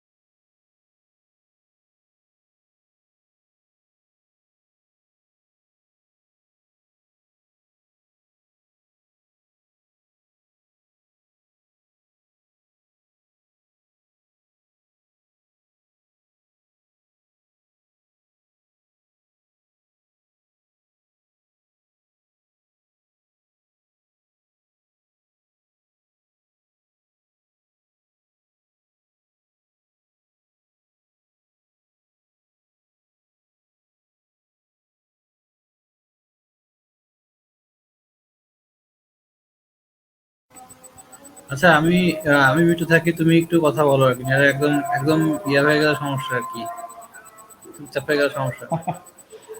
আচ্ছা ঠিক আছে। তোমার অ্যানিমে এই মাসে এই সপ্তাহে আর তেমন বেশি কিছু দেখা হয় নাই, যে কয়টা বললাম ওই কয়টাই। এছাড়া তোমার টু ইয়র ইটার্নিটি দেখবো ভাবছিলাম, কিন্তু দেখা হয় নাই, সময় পাইনি আসলে। এটা তোমার মোবাইলে ই করে নিয়ে গেছিলাম, ক্রাঞ্চিরোল থেকে লোড করে নিয়ে গেছিলাম যে যদি দেখা যায়, কিন্তু সময় হয় নাই। চেইনসো মানে লাস্ট এপিসোডটা আবার দেখছি। আর ওয়ান পিস এখন কোন নতুন এপিসোড মনে হয় দেখাচ্ছে না, রিক্যাপ দেখাচ্ছে, রিক্যাপ এক পর্ব দুই পর্ব দেখছি, তারপরে আর দেখি নাই। তো মোটামুটি এই। এছাড়া তোমার টিভি সিরিজ দেখা হয়েছে কিছু। সেটা হচ্ছে বাংলা টিভি সিরিজের মধ্যেই দেখলাম কি বলে, কারাগারের সেকেন্ড সিজন দেখলাম, কারাগার 2 পার্ট 2, যেটা খুব একটা ভালো লাগে নাই। কারণ প্রথম সিজনটা যেরকম সাসপেন্সফুল ছিল, যেভাবে তোমার প্রথম সিজনে চঞ্চল চৌধুরীর যে ক্যারেক্টারটা সেটা যেভাবে করে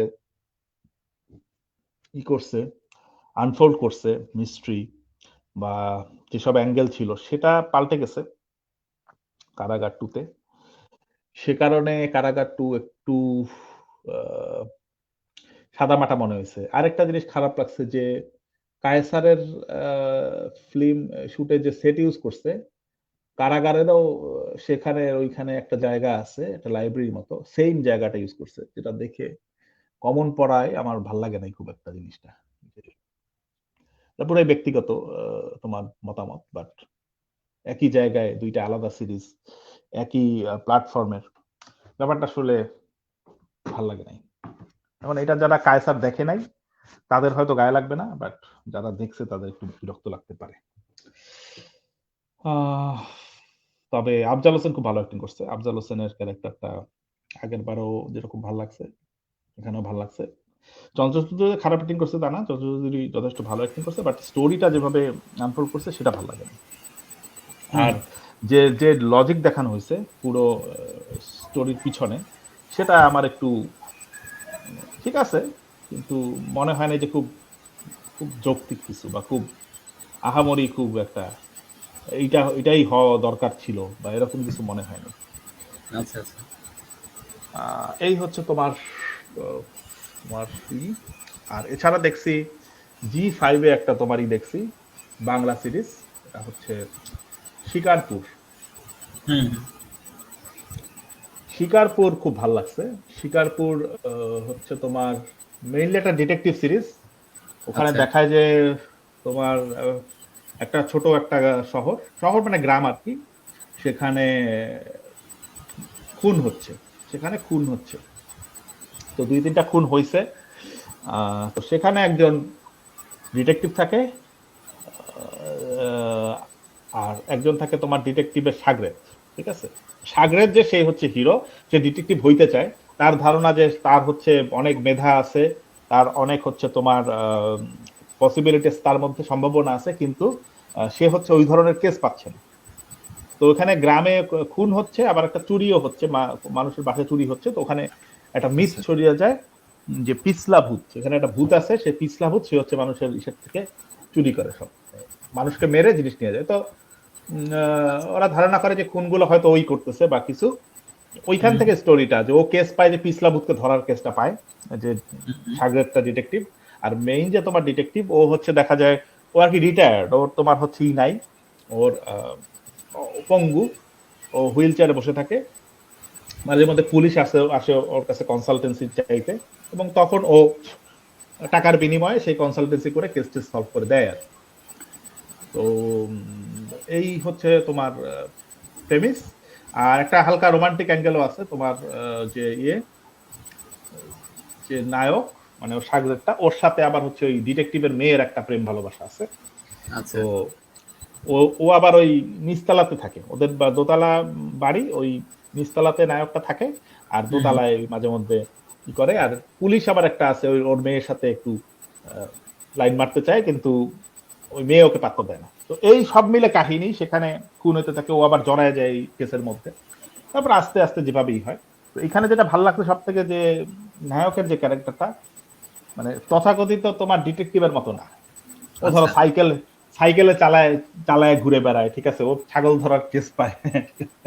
ও হচ্ছে বিয়েতে গিয়ে ছবি টবি তুলে মানুষের, সেখান থেকে ওকে ঘাট ডাকাতি বের করে দেয়, মানে এরকম আহ, জিনিসগুলো ভাল লাগছে। আর ওর ক্যারেক্টারটা ওইভাবেই দেখাইছে, মানে খুব ভালো পোর্ট্রে করতে পারছে, হুম হুম যে একেবারে রিল্যাক্স একটা ক্যারেক্টার, কিন্তু আবার খুব নিজেকে প্রমাণ করতে চায়। তাছাড়া তোমার যে ডিটেকটিভের চরিত্রে যে অভিনয় করছে মেইন, সে হচ্ছে তোমার কৌশিক গাঙ্গুলি। হ্যাঁ তার কোনো ছবি দেখছো কিনা আমি জানি না, বাট ভদ্রলোক খুবই ভালো অ্যাক্টিং করছে। হুম সবাই ভালো অ্যাক্টিং করছে মোটামুটি। ওর যে ওয়াইফের ছিল, ডিটেকটিভের যে ওয়াইফ ছিল, ওই মহিলা আবার এই ছেলেকে পছন্দ করে না, এই আচ্ছা সাগরেরটাকে পছন্দ করে না, ওর মেয়ের হুম, সাথে থাকুক এটা সহ্য করতে পারে না, আর আচ্ছা ওকে বাসা থেকে ভাগাই দিতে চায়। তো ওর আচ্ছা আচ্ছা চরিত্রটা ভালো ছিল, যে ওকে সারাদিন খেই খেই করতেছে, কিছু হিলি ঝাড়ি মারতেছে, হ্যাঁ। হুম তো হুম এগুলো গুছিয়ে টুছিয়ে বেশ ভালোই। আর যেটা ভালো লাগছে যে সাধারণত যেসব দেখবা যে ব্যোমকেশ বক্সির যে মুভি হচ্ছে, বা হচ্ছে তোমার ফেলুদার যে হচ্ছে, দেখবা যে ঘুরে ফিরে সব ওই একই পরিচিত অভিনেতারাই ঘুরে বেড়াচ্ছে, ঠিক আছে। হ্যাঁ হ্যাঁ তো এখানে সেটার থেকে একটু বাইরে গিয়ে কিছু কিছু ভিন্ন আর্টিস্টকেও দেখতে পাইছি, সে কারণে হুম ভালো লাগছে। আচ্ছা যারা ডিটেকটিভ পছন্দ করে তারা আশা আশা করি শিকারপুর দেখলে হতাশ হবে না। হুম হুম গল্পটা একেবারে শেষ পর্যন্ত টান টান করে রাখতে পারছে। মাঝখানে দুই এক জায়গায় একটু লুজ হয়ে গেছিল, বাট ওভারঅল একটা ভালো এন্টারটেইনমেন্ট দিতে পারছে। শিকারপুর এইটা ভালো লাগছে। আর এছাড়া তোমার যে দেখি সারেগামা দেখি, প্রতি সপ্তাহে 2টা করে এপিসোড আচ্ছা আছে, ওটা দেখি। আচ্ছা আচ্ছা আহ, তোমার ইসের একটা সিনেমা আসলে দেখার ইচ্ছা ছিল, বাট দেখা হয় নাই। হুম আহ, অমিতাভ বচ্চন একটা সিনেমা আসছে, অমিতাভ বচ্চন, তারপরে হচ্ছে অনুপম খের, বুমান ইরানি, এরা হচ্ছে বৃদ্ধদের নিয়ে একটা। আচ্ছা ওরা ওই উচাই উচাই না কি নাম মনে হয় উঁচাই, আমার হ্যাঁ, ওটা হচ্ছে তো ওরা ওই এভারেস্টে যায়। ওরা একজন ফ্রেন্ড থাকে যে এরকম অ্যাডভেঞ্চার করতে খুব পছন্দ করে, এবং প্রতি বছর ওরা যেতে চায়। ওই ফ্রেন্ড আর কি মারা যায়। হুম মারা যাওয়ার পরে ওরা ডিসাইড করে যে ওই ফ্রেন্ডের স্মৃতিতে তারা হচ্ছে এভারেস্টে যাবে অবশেষে। আচ্ছা ওই অ্যাডভেঞ্চারটা আর কি এখানে হুম তো দেখার ইচ্ছা ছিল। আমার মনে হয় এই ছবিটা ভালো হবে, ইনস্টিংক্ট বলতেছে আর কি। হুম তো দেখার সুযোগ হয় নাই, এটা দেখবো, হয়তো সামনে দেখে ফেলবো। আচ্ছা আর এছাড়া কি দেখলাম, ও আজকে দেখলাম হচ্ছে তোমার দীপু নাম্বার 2 দেখলাম আবার। আচ্ছা আচ্ছা বাংলাদেশের আমার মনে হয় শ্রেষ্ঠ কিশোর চলচ্চিত্র দীপু হ্যাঁ নাম্বার 2 এর। এখনো পর্যন্ত এছাড়া মানে সেরকম এর থেকে ভালো করতে পারেনি, এবং ওখানে যারা চরিত্র অ্যাক্টিং করছে, দীপুর চরিত্র বা দীপুর বাবার চরিত্র, বা তোমার ওই যে তারেকের চরিত্র, বা নান্টুর চরিত্র, সবাই ভালো অ্যাক্টিং করছে। হ্যাঁ তো হ্যাঁ সে আমার কারণে বন্ধু আসলে কিন্তু খারাপ না আমার বোধ হয় সেটা আমি দেখিনি, ওটা দুঃখের তো, আচ্ছা সে আচ্ছা কারণে আসলে ওইটা ইচ্ছা করেই দেখি নাই, আচ্ছা হয়তো কখনো দেখবো। হুম তো দীপু নাম্বার 2 এখনো সেরা। হুম হ্যাঁ, হুম পিকচার কোয়ালিটি খারাপ, ডায়লগেও হয়তো কিছু কিছু জায়গায় ক্যারেক্টার একটু আছে, বাট যথেষ্ট, মানে এর থেকে ভালো ছবি আর হয় নাই, এটা বারবার হুম, দেখা যায়। সেটাই আমার মনে আছে যে আমি তোমার সম্ভবত মুভিটা যখন বেরোছে তখন মুভিটা দেখতে পারি নাই। আচ্ছা তো সবাই তো সিনেমা হলে গিয়ে দেখতেছিল, বাট আমরা ওভাবে সিনেমা হলে যাইতাম না, খুব একটা যাওয়া হতো না। হুম হুম, আমাদের স্কুলে একটা বইমেলা হয়েছিল, স্কুলে তোমার এরকম মাঝে মধ্যে হইতো 3 দিনের বা 2 দিনের বইমেলা। তো আচ্ছা ওই বইমেলাটা হচ্ছে তোমার, আমি আমি হচ্ছে ওই দীপু নাম্বার 2 কিনছিলাম মেলা থেকে। হুম তখন দীপু নাম্বার 2 পড়ছে, আমার ধারণা জাফর ইকবালের পড়া ফার্স্ট বই সম্ভবত দীপু নাম্বার 2 হুম আমার, এবং এত ভাল লাগছে।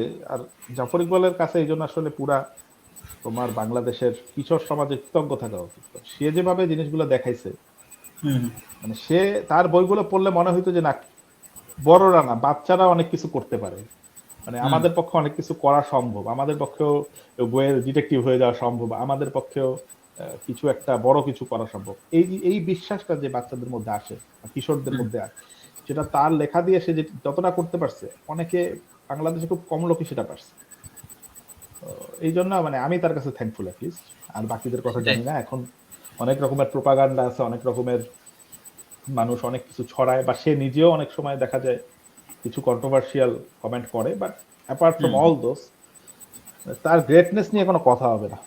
না বাংলাদেশের স্বাভাবিক। কিশোর আমি তো সাহিত্যের আমি তো তার, তুমি সেরা। জানো যে আমি তার সরাসরি স্টুডেন্ট ছিলাম, সো হুম হুম আমার অন্ততপক্ষে তার ক্যারেক্টার নিয়ে কোনো ডাউট নাই আর কি।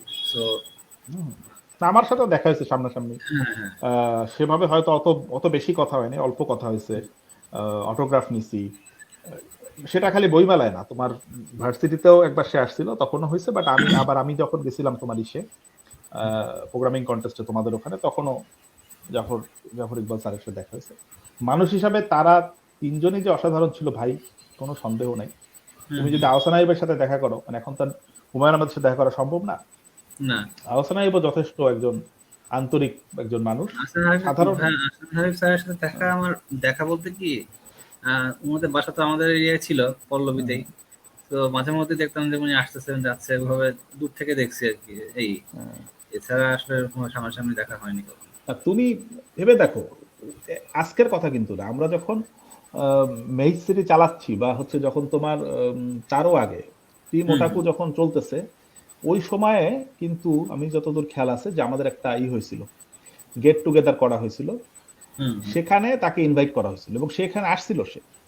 হুম হুম তখনও কিন্তু ব্যাপারটা এত বড় ছিল না, মেইজ সিটি এত বড় ছিল না, বা অনেকেই নাম জানতো না। আমরা কেবলমাত্র কিছু মানুষকে একত্র করে হয়তো একটা অ্যানিমে কমিউনিটি দাঁড় করানোর চেষ্টা করতেছি, যেখানে আচ্ছা ওই অসাধু ব্যবসায়ীরা যারা নেট থেকে ডাউনলোড করে ডিভিডি বানিয়ে বিক্রি করতো, তারা হুম হুম যাতে একটু মানে এতটা ব্যবসা না করতে পারে। আচ্ছা সোজা আচ্ছা কথা।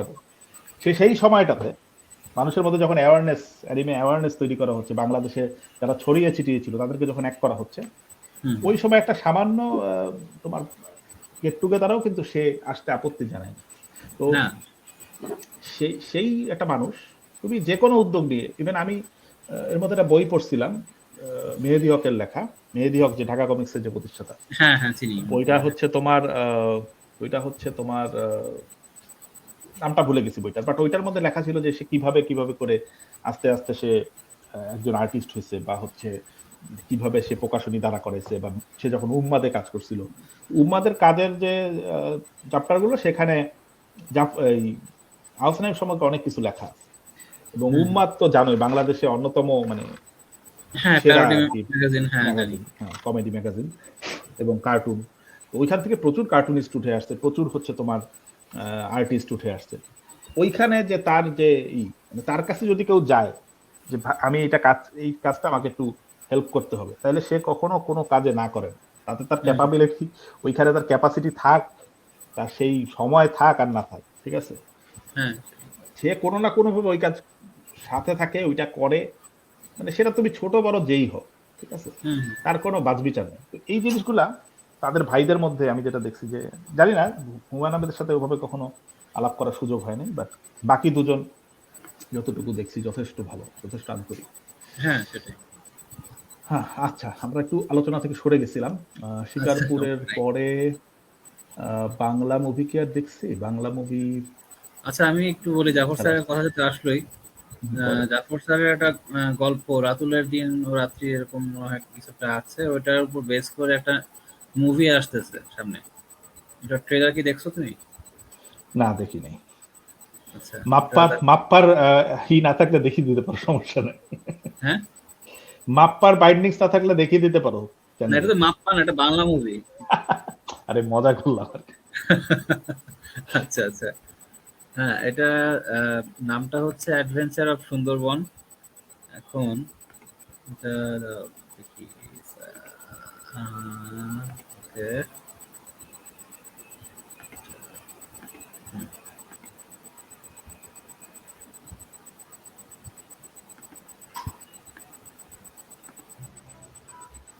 ওকে আমি এটা আগে দেখি নাই, মানে ট্রেলারটা দেখি নাই, এই প্রথম তোমার সাথে দেখলাম। দেখে আমার আচ্ছা, আমি ইনিশিয়াল, মনে হয় গানটা দেখছিলাম।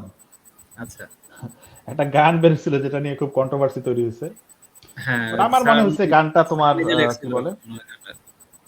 না হ্যাঁ সে লিখছে, এটা সমস্যা না। গান ওই প্রেক্ষাপটে আর কি গান গাইবে, ঠিক আছে, বাচ্চারা গোসল করতেছে, যাই হোক, হুম ওখানে হুম তো এই গানের তো আমি কোনো অন্যায় দেখি না এই গান লেখাতে। না, যাই হোক এখন ট্রেলারটা দেখে আমার কাছে অবশ্য হতাশই মনে হলো যে টিপিক্যাল বাংলা মুভি যে ট্রেলার হয় অনেকটা ওরকম। এক্স্যাক্টলি। ট্রেলারটা হতাশ করছে। আর পরিমণিকে নিচে কোন ক্যারেক্টারে, মানে আমি আসলে রাতুলদের যতটা পড়ি নাই আমিও তাকে। পড়ি নাই বইটা, হয় তবে হয় পরিমণি। পরিমণিকে কি ক্যারেক্টার নিছে সেটা জানি না। লাভ ইন্টারেস্ট হতেও পারে রাতুলের। রাতুল এখানে রাতুলকে যেমন, ওই যে রাতুলটা ছেলেটি হচ্ছে সিয়াম, সিয়াম। হ্যাঁ, সিয়াম। মরণ জ্বালা। এখানে রাতুল্লাই হচ্ছে মেইন ক্যারেক্টার। সে হচ্ছে মনে হয় কলেজের, মানে কলেজ পড়ুয়া ছাত্র বা এরকম কিছু একটা হবে হয়তো, ভলান্টিয়ার হিসেবে আসছে। বেশ। তো এটা স্যার মানে একটু লিখতে চাইছিল যে বড়দের জন্য আর কি, কিশোরদের জন্য। সরাসরি তো উনি সবসময় শিশুদের নিয়ে আচ্ছা লেখে আচ্ছা তো। আচ্ছা, একটু বড়দের জন্য হ্যাঁ, লিখছে, ঠিক আছে, বড়দের জন্য লেখার চেষ্টা করছে, যে বড় তাহলে ঠিক বলতে আছে। মানে ইয়া কি বলে, ইয়াং অ্যাডাল্ট, যেটা কি ইয়াং অ্যাডাল্টদের জন্য লেখার চেষ্টা করছিল। তো দেখা যাক আসলে। হ্যাঁ, এখন এই সিয়াম এবং পরিমণি তো আসলে আর ইয়াং নাই, তারা তো এখন 30-এর কোঠার উপরে চলে গেছে, তাই না? হ্যাঁ, তিরিশে সুতরাং তিরিশে কোঠা চলে গেছে, কিন্তু তারা হচ্ছে তোমার ওই এখন ইয়াং অ্যাডাল্ট, পোর্ট্রে করছে ইয়াং অ্যাডাল্ট ক্যারেক্টার। বোঝো অবস্থা, তারা এখনো ইয়াং অ্যাডাল্ট। না হুম হয় না, যেমন ধরো সেটা যদি আউটলুকে ঠিক থাকে তাহলে অসুবিধা নাই। যেমন ধরো ইসে ওয়েন্সডেতে যে মেয়েটি করছে, ওয়েন্সডের ক্যারেক্টার প্লে করছে, তার সে কিন্তু অ্যাবাভ 20 ইয়ার্স অফ এইজ। হুম হুম সে সে কিন্তু আরো কিশোরীর অ্যাক্টিং করছে এবং তাকে ওখানে বেমানান লাগে নাই, হুম হুম তাই না? তাকে ওখানে যথেষ্ট তোমার খাপসই মনে হয়েছে। বাট হুম। জানি না, আমি এই বইটা পড়ি নাই দেখে আমি কমেন্ট করতে চাচ্ছি না। হ্যাঁ, আমিও বই কিন্তু পড়িনি। সাধারণত যেহেতু না। কিশোর উপন্যাস লেখে উনি, হুম হুম সেখানে ইয়াং অ্যাডাল্ট করলেও আমার মনে হয় সেটা 20-22-এর উপরে তো যাবে না, না। সেখানে এদের আসলে মানায় নাই, মানায় নাই। যাক, ঠিক আছে। এছাড়া হুম, আর কি, তুমি কি কি দেখলা বলো? আচ্ছা, এছাড়া মুভি দেখছি হচ্ছে কয়েকটা। অ্যাভাটার তো আহ, দেখছো শিওর? হ্যাঁ, এবারে তো গত বছরে দেখা। এই বছরে দেখছি হচ্ছে তোমার একটা কোরিয়ান মুভি, একটা সাউথ কোরিয়ান মুভি, আর একটা সাউথ ইন্ডিয়ান মুভি। আচ্ছা সাউথ আচ্ছা। কোরিয়ান মুভিটার নাম হচ্ছে the which part 1 the subversion. এটা দেখছো কিনা জানি না। দেখছো? না, দেখি নাই। আচ্ছা, এটা দ্য উইচের পার্ট 2 বের হয়েছে 2022 সালে, এই জন্য পার্ট 1টা দেখলাম। খারাপ করে না এটা তোমার, মানে supernatural sci-fi mystery type anime বলতেছি, মুভি। এখানে হচ্ছে তোমার আহ, একটা বাচ্চা মেয়ে দেখায়, ফার্স্টে দেখা একটা বাচ্চা মেয়ে একটা ফ্যাসিলিটি থেকে পালাচ্ছে আর কি। পরে তাকে একটা নিঃসন্তান কাপল আর কি তাকে দত্তক নেয়। দত্তক নেওয়ার পর এরপরে ফ্ল্যাশ ফরওয়ার্ডে যায়। ফ্ল্যাশ ফরওয়ার্ডে যে সে হচ্ছে বড় হয়ে যায়। সে মাঝে মধ্যেই তার হচ্ছে বিভিন্ন রকমের সমস্যা হয়, দেখা যাচ্ছে যে সে মাথা ব্যথা করতেছে, সে অ্যামনেশিয়াতে ভুগতেছে। আহ, যাই হোক, মানে এটা হচ্ছে তার আর কি শুরুর। মিস্ট্রি পার্টটা বললে আসলে পুরো মানে মুভি না দেখা না, মজাই, বুঝতেই পারছি না। হ্যাঁ মজাই শেষ হয়ে যাবে। যাই হোক, এটা হচ্ছে মানে এটুকু বলতে পারি যে বিভিন্ন রকমের সুপার ন্যাচারাল মানে অ্যাবিলিটি আছে যাদের, এবং হুম। এই কারণেই দ্য উইচ নাম মেয়েটার। মেয়েটার ডাক বেশ। নাম হচ্ছে দ্য উইচ, যে হচ্ছে মেইন ক্যারেক্টার পোর্ট্রে হুম। করেছে সে। অ্যাকশন, ভালো রকমের অ্যাকশন আছে, এবং আমার কাছে মনে হচ্ছে যে পার্ট 2 দেখলে হয়তো আরো ভালো লাগবে, কারণ পার্ট 1 এর কাহিনী যেখানে শেষ করেছে এটা মানে মানে শেষ হয়েও হয় নাই, শেষ অনেকটা এরকম আর কি। আহ, আচ্ছা।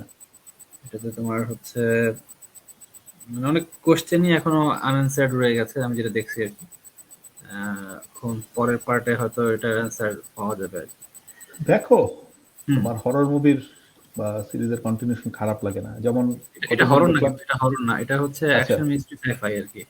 আচ্ছা আর আচ্ছা, বুঝতে হরর পারছি। মুভি যেটা, ওটা বলতেছি, তুমি বলো আগে কি বলতেছিলে। না, গতদিন দেখলাম ইসের রিমেক বের করতেছে আবার নতুন, কি ইটারেশন, রিমেক না ঠিক, মানে নতুন নতুন মুভি বের করেছে একটা, তোমার ইসের ফ্র্যাঞ্চাইজে, ইভিল ডেড।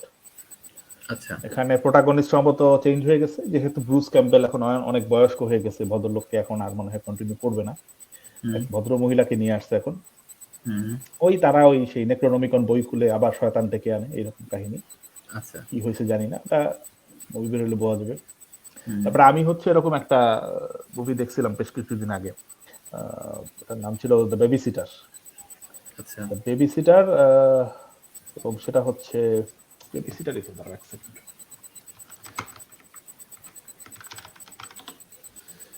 হ্যাঁ, দ্য বেবি সিটার আর the baby sitter killer queen. Hmm, hmm. এটা হচ্ছে ফার্স্ট মুভিটা এরকম দেখায় যে এক ভদ্র মহিলা আসে, ও এক ছেলে, ওর বাবা মা হচ্ছে বাইরে যায়, তো ও এক হুম, বেবি সিটারকে রেখেছে। তো এই বেবি সিটার হচ্ছে আবার তোমার দেখা যায় সে হচ্ছে অকাল্ট ফলোয়ার আর কি, কাল্ট ফলোয়ার। তারা হচ্ছে আচ্ছা, রিচুয়াল করে এবং ওইভাবে করে তারা তোমার হচ্ছে কি করতে চাই ওরাই জানে।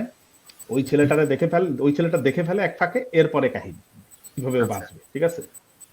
তো এইটা আবার এটার সিকুয়েলটাও খারাপ লাগে নাই কম বেশি। হুম, হুম। তো এই আর কি, মানে আহামরি ফাটাফাটি ভালো না, বাট চলে, তুমি দেখতে পারবা এক দুইবার। আচ্ছা। তো ঠিক আছে, তোমার এই উইচেরও যদি আসে সিরিজ দেখতে পারবা, হুম, মুভি। হুম। আর কি দেখছো বলো? আর একটা দেখেছি, সেটা হচ্ছে একটা সাউথ ইন্ডিয়ান হরর মুভি, নাম হচ্ছে মাসুদা। মাসুদা, এখানে দেখায় যে মাসুদার নামে এক আহ, মেয়ে থাকে, যে হচ্ছে বিভিন্ন রকম কালা জাদু করে আর কি আহ, মানুষদের বিভিন্ন রকম ক্ষতি করে। তো তাকে আর কি মুভির ফার্স্টেই মেরে ফেলা হয়। মেরে ফেলে তারপরে এরপরে দেখা যাচ্ছে যে ওই তারই ভূত একটা মেয়ের উপর ভর করে। এরপরে মেয়েটাকে কিভাবে আর কি এক্সারসাইজ করা করা হয় বা এটা একটা কাহিনী এরকমই আর কি আগে যায় আর কি। আর এই মুভির মেইন ক্যারেক্টার যে সে থাকে হচ্ছে গোপী নামে একটা ছেলে, সে খুব ভয় পায় আর কি, সে ভীতু টাইপের, যে কোনো যাতে এই সিচুয়েশনে সে ভয় পেয়ে যায়, কিন্তু সে কিভাবে এই তার ভয়টা কাটায়, উঠায় যে এই ভূতের কি বলে এটাকে, এক্সোসিজম মানে বাংলায় কি আছে, এক্সোসিজমের বাংলা কি? ওঝাগিরি, হ্যাঁ, ওঝাগিরি। হ্যাঁ, মানে ভূত ওঝাগিরি, সে ঝাড়া, ঝাড়ফুঁক আর কি, ঝাড়ফুঁক। ঝাড়ফুঁক। সে ঝাড়ফুঁক করে না, সে হচ্ছে ঝাড়ফুঁক ঝাড়ফুঁকের জন্য পীর বাবার কাছে যায়। আর পীর বাবা খুব দেখা যায় যে আধুনিক পীর বাবা, কোনো নর্মাল পীর বাবা যেরকম থাকে যে দাড়ি টুপি আলা, সেরকম না। সে আবার শার্ট প্যান্ট পরে আর কি একদম মডার্ন পীর বাবা আর কি। তার কাছে যায়। এরপরে সে বিভিন্ন রকমের ইনস্ট্রাকশন দেয়। সেই ইনস্ট্রাকশন ফলো করে তারা হচ্ছে মেয়েটাকে আর কি আবার কিওর করার চেষ্টা করে আর কি। এটাই হচ্ছে কাহিনী।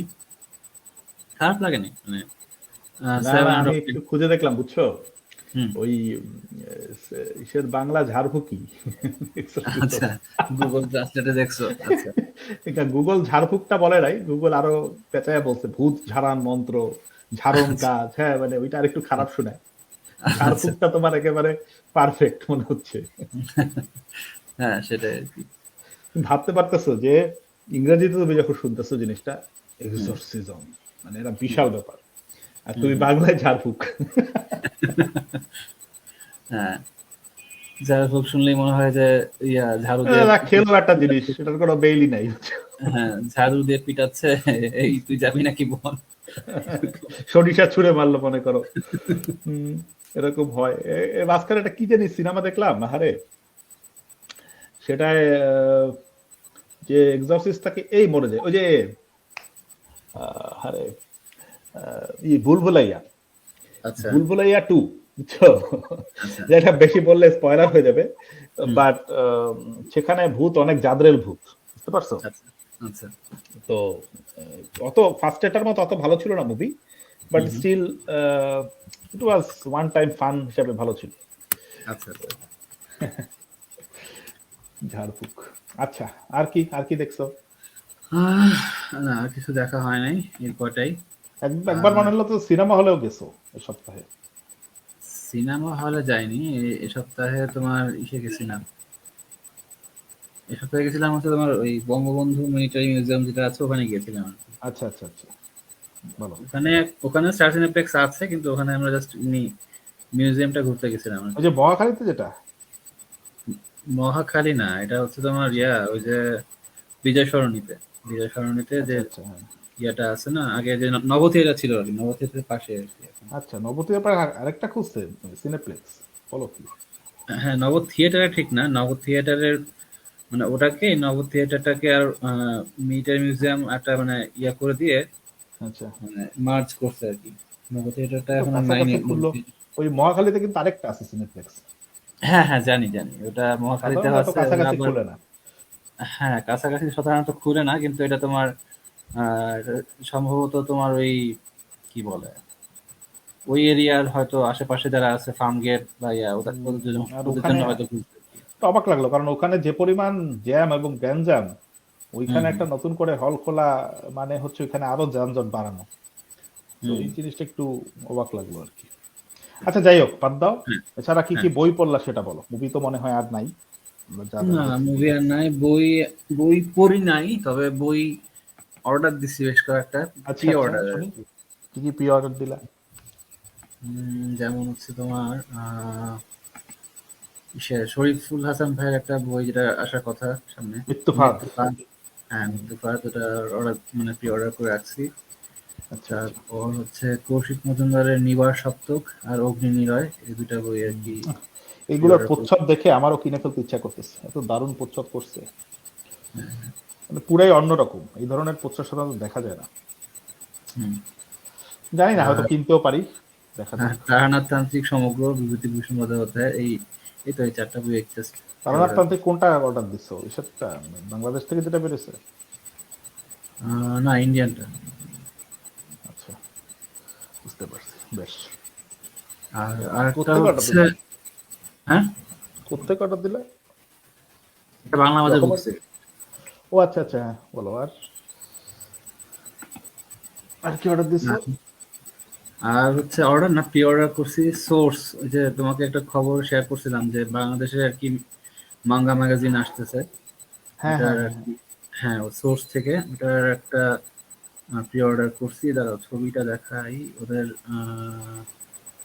এটা বেশ ইন্টারেস্টিং মনে হলো। হ্যাঁ, ওরা হচ্ছে মানে ফার্স্ট টাইম মনে করতাম যে জাপানিজ ইয়াগুলো থাকবে, তবে এখন দেখলাম যে না, জাপানিজ না, এখানে হচ্ছে তোমার বাংলাদেশি আর্টিস্টরা শোনেন ম্যাগাজিন, শোনেন জাম্পের মতো আর কি ম্যাঙ্গা আর কি ইয়ে করবে, ওটা কিন্তু পাবলিশ করবে। আর্টিস্টই তো সংকট, এত আর্টিস্ট পাবে কই তোমার, মানে এটা সত্যি, কিন্তু তোমার ইয়া মানে মানে কি সত্যিকার বলে ভাবে কোয়ার্টারলি, তোমার কোয়ার্টারলি পলিশড, কোয়ার্টারলি হুম সে যে কোয়ার্টারলি করুক, কিন্তু হুম সত্যিকার অর্থে তোমার পলিশড আর্ট ওয়ার্ক করার মতো আর্টিস্ট, এবং হুম হুম তারা ডেডিকেটেড হচ্ছে কমিক্স নিয়ে কাজ করবে, এরকম আর্টিস্ট বাংলাদেশে হাতে গোনা। হুম তুমি দেখো না যে ঢাকা কমিক্সেরও, তুমি লাইভ গুলো শুনলে তুমি জানতে পারবা যে তাদের স্টোরি আছে প্রচুর, ঠিক আছে, হুম তাদের আকার লোক নেই, যে কারণে হচ্ছে সিরিজ কন্টিনিউ করতে পারতেছে না। দেখা যায় এই যে জুম নামে একটা সিরিজ, ওটা কন্টিনিউ করতে পারতেছে না, পড়ে আছে। তারপরে তোমার দেখা যায় সিকে জ্যাকি একটা সিরিজ ছিল, সেটাও আর্টিস্ট নাই দেখে চলতেছে না।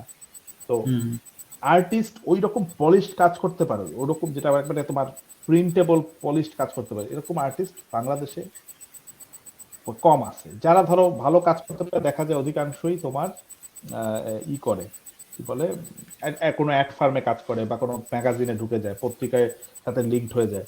কারণ টাকা লাগবে তো, বুঝছো তো। হুম হুম হুম তুমি তো চ্যারিটি করতে পারবে না, যেটা লেখকরা করে। লেখকরা বাংলাদেশে চ্যারিটি করে, কারণ তারা টাকা পায় না সে পরিমাণ, যে তারা হচ্ছে ডেডিকেটেড ভাবে লেখক হইতে পারবে। তো আর্টিস্টরা টাকা পায়, আর্টিস্টরা অ্যাটলিস্ট তোমার টাকা পায়, তারা বিভিন্ন প্রজেক্টে কাজ করে টাকা পায়, বা হচ্ছে তোমার পত্রিকায় ডেডিকেটেড কাজ করে টাকা পায়। কিন্তু হুম এইভাবে কমিক্স আঁকা তাদের জন্য ঝামেলা, কারণ কমিক্স একটা আঁকতে প্রচুর সময় লাগে, হুম হুম। আর তোমার ওই সময়ের যে দাম, সেই দামটা আসলে ওইভাবে তারা পায় না, ওইটা তারা আশাও মানে ওইভাবে স্বাভাবিক পায় না। মাঙ্গা মানে মাঙ্গা ইয়া, কি বলে ইন্ডাস্ট্রি যেরকম জাপানে যেরকম আছে, হুম। ওখানে কিন্তু মাঙ্গাকা একা আঁকে না, ওখানে পুরো টিম থাকে একটা। হ্যাঁ আর হ্যাঁ, আমাদের এখানে তো মনে হচ্ছে যে একাই একজনই ফুল টিমে সেটা কাজ করা লাগে। কেন পারে, সেটা হচ্ছে তারা, তাদের এত সার্কুলেশন বইয়ের, এত সেল হয়, যে হুম ওইটা দিয়ে টাকা উঠে আসে। মানে ধরো হুম মাঙ্গাকার যে তোমার পারিশ্রমিক, হুম তারপরে তার অ্যাসিস্ট্যান্টদের পারিশ্রমিক, তার হুম হুম হচ্ছে যে লিটারারি এজেন্ট বা হচ্ছে যে তোমার তার এডিটর, তার পারিশ্রমিক, এই হুম, সবকিছু উঠেও অর্গানাইজেশন লাভ করতে পারে। তো হ্যাঁ সেজন্য সেটাই। তারা করে। আর আমাদের তো সেটা নাই। আমাদের হচ্ছে তুমি একটা 100 টাকায় কমিক্স তুমি বিক্রি করতে যাও, মানুষ বলবে ভাই আমাকে 20% 25% ডিসকাউন্ট দেন, অমুক দোকান তোমার থেকে 5 টাকা কমে বিক্রি করতেছে। সব মেনে নিল, ধরো ডিসকাউন্ট ডিসকাউন্ট দিয়ে দিল। হুম সবকিছুর পরে কিনবে কতজন? ধরো 1,000 লোক কিনছে বা 3,000 লোক কিনছে, ধরো খুব বেশি, হুম হুম, বা ধরো 10,000 লোক কিনছে, তাতেও কি আর পারিশ্রমিক উঠে? উঠে না না। অনেক বিক্রি, লাখ লাখ লাখ কপি বিক্রি হলে তখন গিয়ে তোমার ওই অ্যামাউন্টটা উঠে, যেটা দিয়ে তুমি এদেরকে তুমি স্যাটিসফাই করতে পারবা, যেটা দিয়ে তুমি এদেরকে ডেডিকেটেড তুমি লেখাইতে পারবা, তাই না? হুম হুম, সেটাই। সে কারণে আমি একটু অবাক হয়েছি এই কমিক্সের যে এটা পড়ে, তুমি তোমাকে লিঙ্ক দিছিলা, যে হ্যাঁ তারা হ্যাঁ, হচ্ছে ডেডিকেটেড বাংলাদেশি আর্টিস্টদের নিয়ে কাজ করতে চায়। খুবই ভালো, হুম কোনো কোনো হুম সন্দেহ নাই, ভালো করতে পারলে ভালো। আর সেই সেই টাকাটা তো তারা উঠাইতে পারবে না যেটা দিয়ে তোমার হচ্ছে সবাইকে তোমার স্যাটিসফাই করা সম্ভব বা তাদেরকে কাজে রাখা সম্ভব। তো সত্যি কথা বলতে আমি খুব বেশি ভবিষ্যৎ এখানে দেখতে পাচ্ছি না। হুম যেটা বড় জোর ভবিষ্যৎ হইতে পারে যে তোমার যে পপুলার মাঙ্গাগুলো আছে সেগুলো ট্রান্সলেট করে পাবলিশ করলে সেখানে ধরো অতটা লসের কিছু নেই, কারণ এত লোককে তোমার ইনভলভ করতে হবে না। একজন ট্রান্সলেটর আর একজন হুম হচ্ছে তোমার ক্লিনার রেখে দিলেই হবে, আর্ট হুম টিম হুম, করে দিবে। তাহলে তোমার সেটা করা সম্ভব, কিন্তু তাতেও কতদিন করতে পারবে আমি জানি না। আমার মনে হয় বড় জোর তোমার 1 থেকে 2 বছর বড় জোর আচ্ছা এটার মেয়াদ হইতে পারে। মানে আমি জাস্ট প্রেডিক্ট করতেছি, এটা পার্সোনাল প্রেডিকশন। আমি আচ্ছা, এটার বেশি হইলে আমি পার্সোনালি খুব খুশি হব, কিন্তু আমি সেটাই। সার্বিক বিচার করে আমি আসলে এর বেশি দূর দেখতে পাচ্ছি না। হুম হুম, এখন দেখা যাক, বলে তো ভালোই। আমি সেটাই। এদের পাশে আছি অন্তত, হুম, কারণ বাংলাদেশে মানে হওয়া দরকার একটা পৃথিবীর অন্যতম লার্জ তোমার স্পোকেন ল্যাঙ্গুয়েজ। আগে মনে হয় চতুর্থ ছিল, এখন ষষ্ঠ হুম, বাংলা ভাষা এখন। তো তারা যদি সেখানে যদি কেউ মার্কেট ক্রিয়েট করতে না পারে, এটা আসলেই দুর্ভাগ্যের। সেটাই। চলো দেখি। হ্যাঁ, দেখি এটার একটা তারা ট্রেলার দিছে আর কি।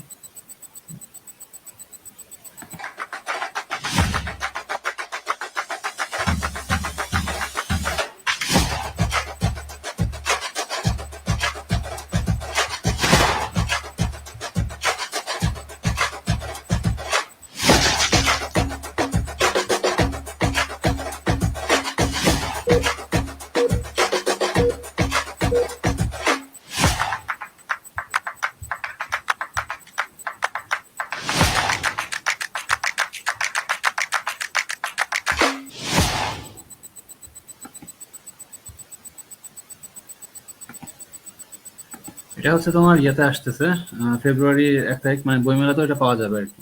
তার পাবলিকেশন কারা? ওই বিদেশ থেকেই? পাবলিকেশনটা হচ্ছে এই যে সোর্স, ওরাই আর কি।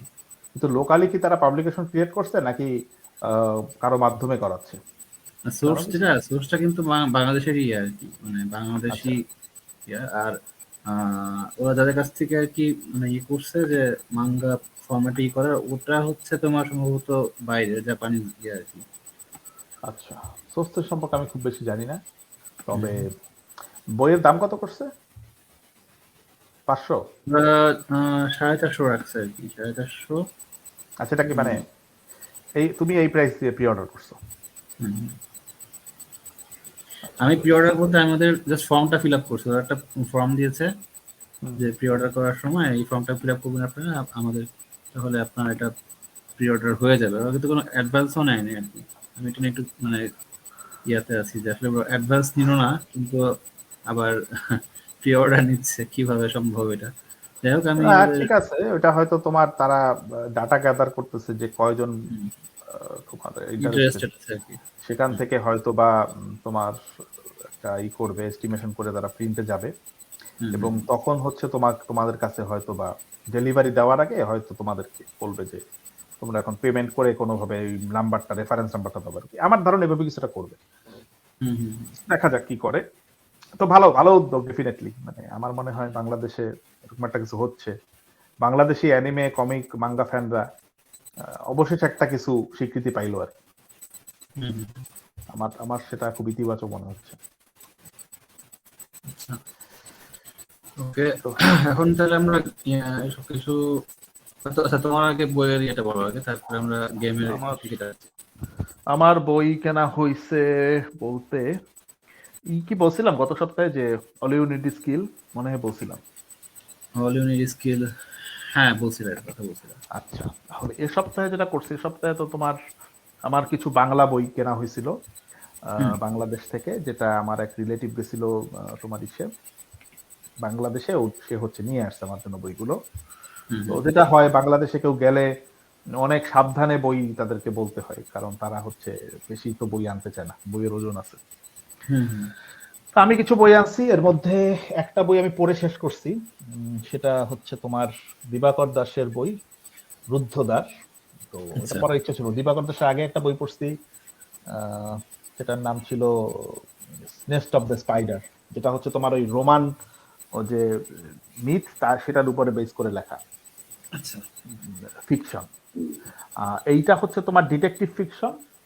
আচ্ছা সে একটা মৌলিক ডিটেকটিভ, নতুন ডিটেকটিভ দাঁড়া করানোর চেষ্টা করছে। আচ্ছা আচ্ছা। ডিটেকটিভের যে অরিজিন স্টোরিটা সেটা আমার ভালো লাগছে, যে সে তোমার কি তার ব্যাকগ্রাউন্ড কি ছিল, সে ডিটেকটিভ হওয়ার চিন্তা ভাবনা করতেছিল কিনা, বা সে কিভাবে কিভাবে করে এই দিকে আসলো, এই জিনিসটা ভালো লাগছে। ওইখানে লেখনীটা খুব ভালো। তবে মেইন যে প্লটটা, হুম সেই প্লটটা আমার আসলে অতটা তোমার ফাটাফাটি কিছু মনে হয় নাই, এটা হুম। সাধারণ মনে হয়েছে যথেষ্ট। আচ্ছা তো আমি লিখছিও গুডরিডসে যে আসলে এই রাইটারের আমি যদি কোনো সোশ্যাল ড্রামা পাই, যে তোমার হুম কোনো শীর্ষেন্দু যেভাবে যে ধারার উপন্যাস লেখে, বা সুনীল যে ধারার উপন্যাস লেখে, তাহলে আমার মনে হয় এটা একটু আমি একটু বেশি উপভোগ করতে পারবো। বাট আচ্ছা তার আরো বই, এই সিরিজে আরেকটা বই ছিল, ওটা আমি আনাইছি, ওটাই দেখবো কেমন হয়েছে। ওটার নাম হচ্ছে আচ্ছা। নবরত্ন। হুম এছাড়া তোমার কলকাতার একজন রাইটার আছে প্রিয়া সরকার, প্রিয়া সরকারের দুইটা হচ্ছে তোমার বই বেশ হিট হয়েছে, প্রশংসা শুনছিলাম খুব, যে হুম। বৃশ্চিক, বৃশ্চিক বলে বই, বৃশ্চিক এক, বৃশ্চিক দুই। তো এই দুইটা হচ্ছে আমি বাংলাদেশ থেকে রিপ্রিন্ট হয়েছিল, ওই ভাষাটা আনাইছি। এটাও ডিটেকটিভ। এখানে একজন পুলিশ, আহ, মহিলা পুলিশ, সে গোয়েন্দা, তার স্টোরি। তো যেহেতু আমি প্রশংসা অনেক শুনছি, আমার মনে হয়েছে যে ভালো হইতে পারে। আচ্ছা এছাড়া তোমার আহ, শামসুল ইসলাম রুমি বলে একজন নতুন লেখক আছে তোমার বাতিঘর হুম থেকে, যে বছর যে যাবত তার বই বেরোচ্ছে। তো আচ্ছা তার একটা বই আমি আনাইছি। ওইটার প্লটটা আমার ভালো লাগছিল, যে একজন একজন মানুষ হচ্ছে তার স্মৃতি হারিয়ে ফেলছে, বা সে কি ঘটনা করছে এটা বুঝতে পারতেছে না। তো হুম সেই মিস্ট্রিটা, তার নিজেকে ডিসকভার করার যে মিস্ট্রিটা, যেটা ধরো আমরা ওই যে ইসেও দেখে আসছি, বর্ন আইডেন্টিটি, বর্ন সুপ্রিমেসিতে এরকম এক ধরনের হ্যাঁ কাহিনী আমরা ফ্লেভার পাইছি। ওইটা আমার মনে হলো যেটা ভালো হইতে পারে। হুম কিছুটা ব্লাড পড়ে, কিছুটা আমার হচ্ছে ওই হার্লান কোবেনের স্টোরির মতো মনে হয়েছে, এই জন্য আমি এটা আনছি। আচ্ছা। আর বইয়ের নামটা কি? এটা হচ্ছে আমার অচেনা আমি। আমার আছে রানী। আচ্ছা তো দেখি কেমন লাগে পড়ে। এছাড়া তোমার লুঙ্গিম্যান, লুঙ্গিম্যান টোনাবুড়ি, লুঙ্গিম্যান আর হ্যাঁ, ওটা টোনাবুড়ি আমি পড়ছি পরিণয়, অনেক আগে। ওইটা আনাইছি।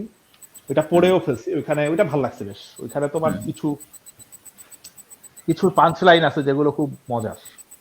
আচ্ছা আহ, এবং লুঙ্গির এখানে অনেক ভার্সন দেখা গেছে, ঠিক আছে।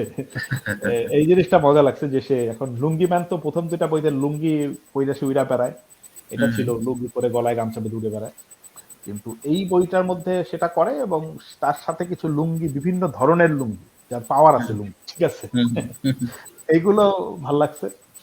তবে বইটা খুবই ছোট ছিল, আর একটু বড় হইলে আরো ভালো হইতো। হ্যাঁ, এটা আমার কাছে একটু ইয়া লাগছে যে কেমন ও কাহিনী আর খুব এখানে তোমার তাড়াতাড়ি এই কি হয়ে গেছে। করছে, যে আমাদের পরিচিত একজনের ক্যামিও রাখছে। হ্যাঁ, হ্যাঁ হ্যাঁ। পরিচিত এক লোকের, সে হচ্ছে তোমার যে মোহাম্মদ আহসান নাহিয়ান, ইউটিউবেই হুম করে, ভিডিও আছে তার প্রচুর বই রিলেটেড। তো তার একটা চরিত্র এখানে রাখছে। আচ্ছা আচ্ছা। তো এটা বেশ ইন্টারেস্টিং লাগছে।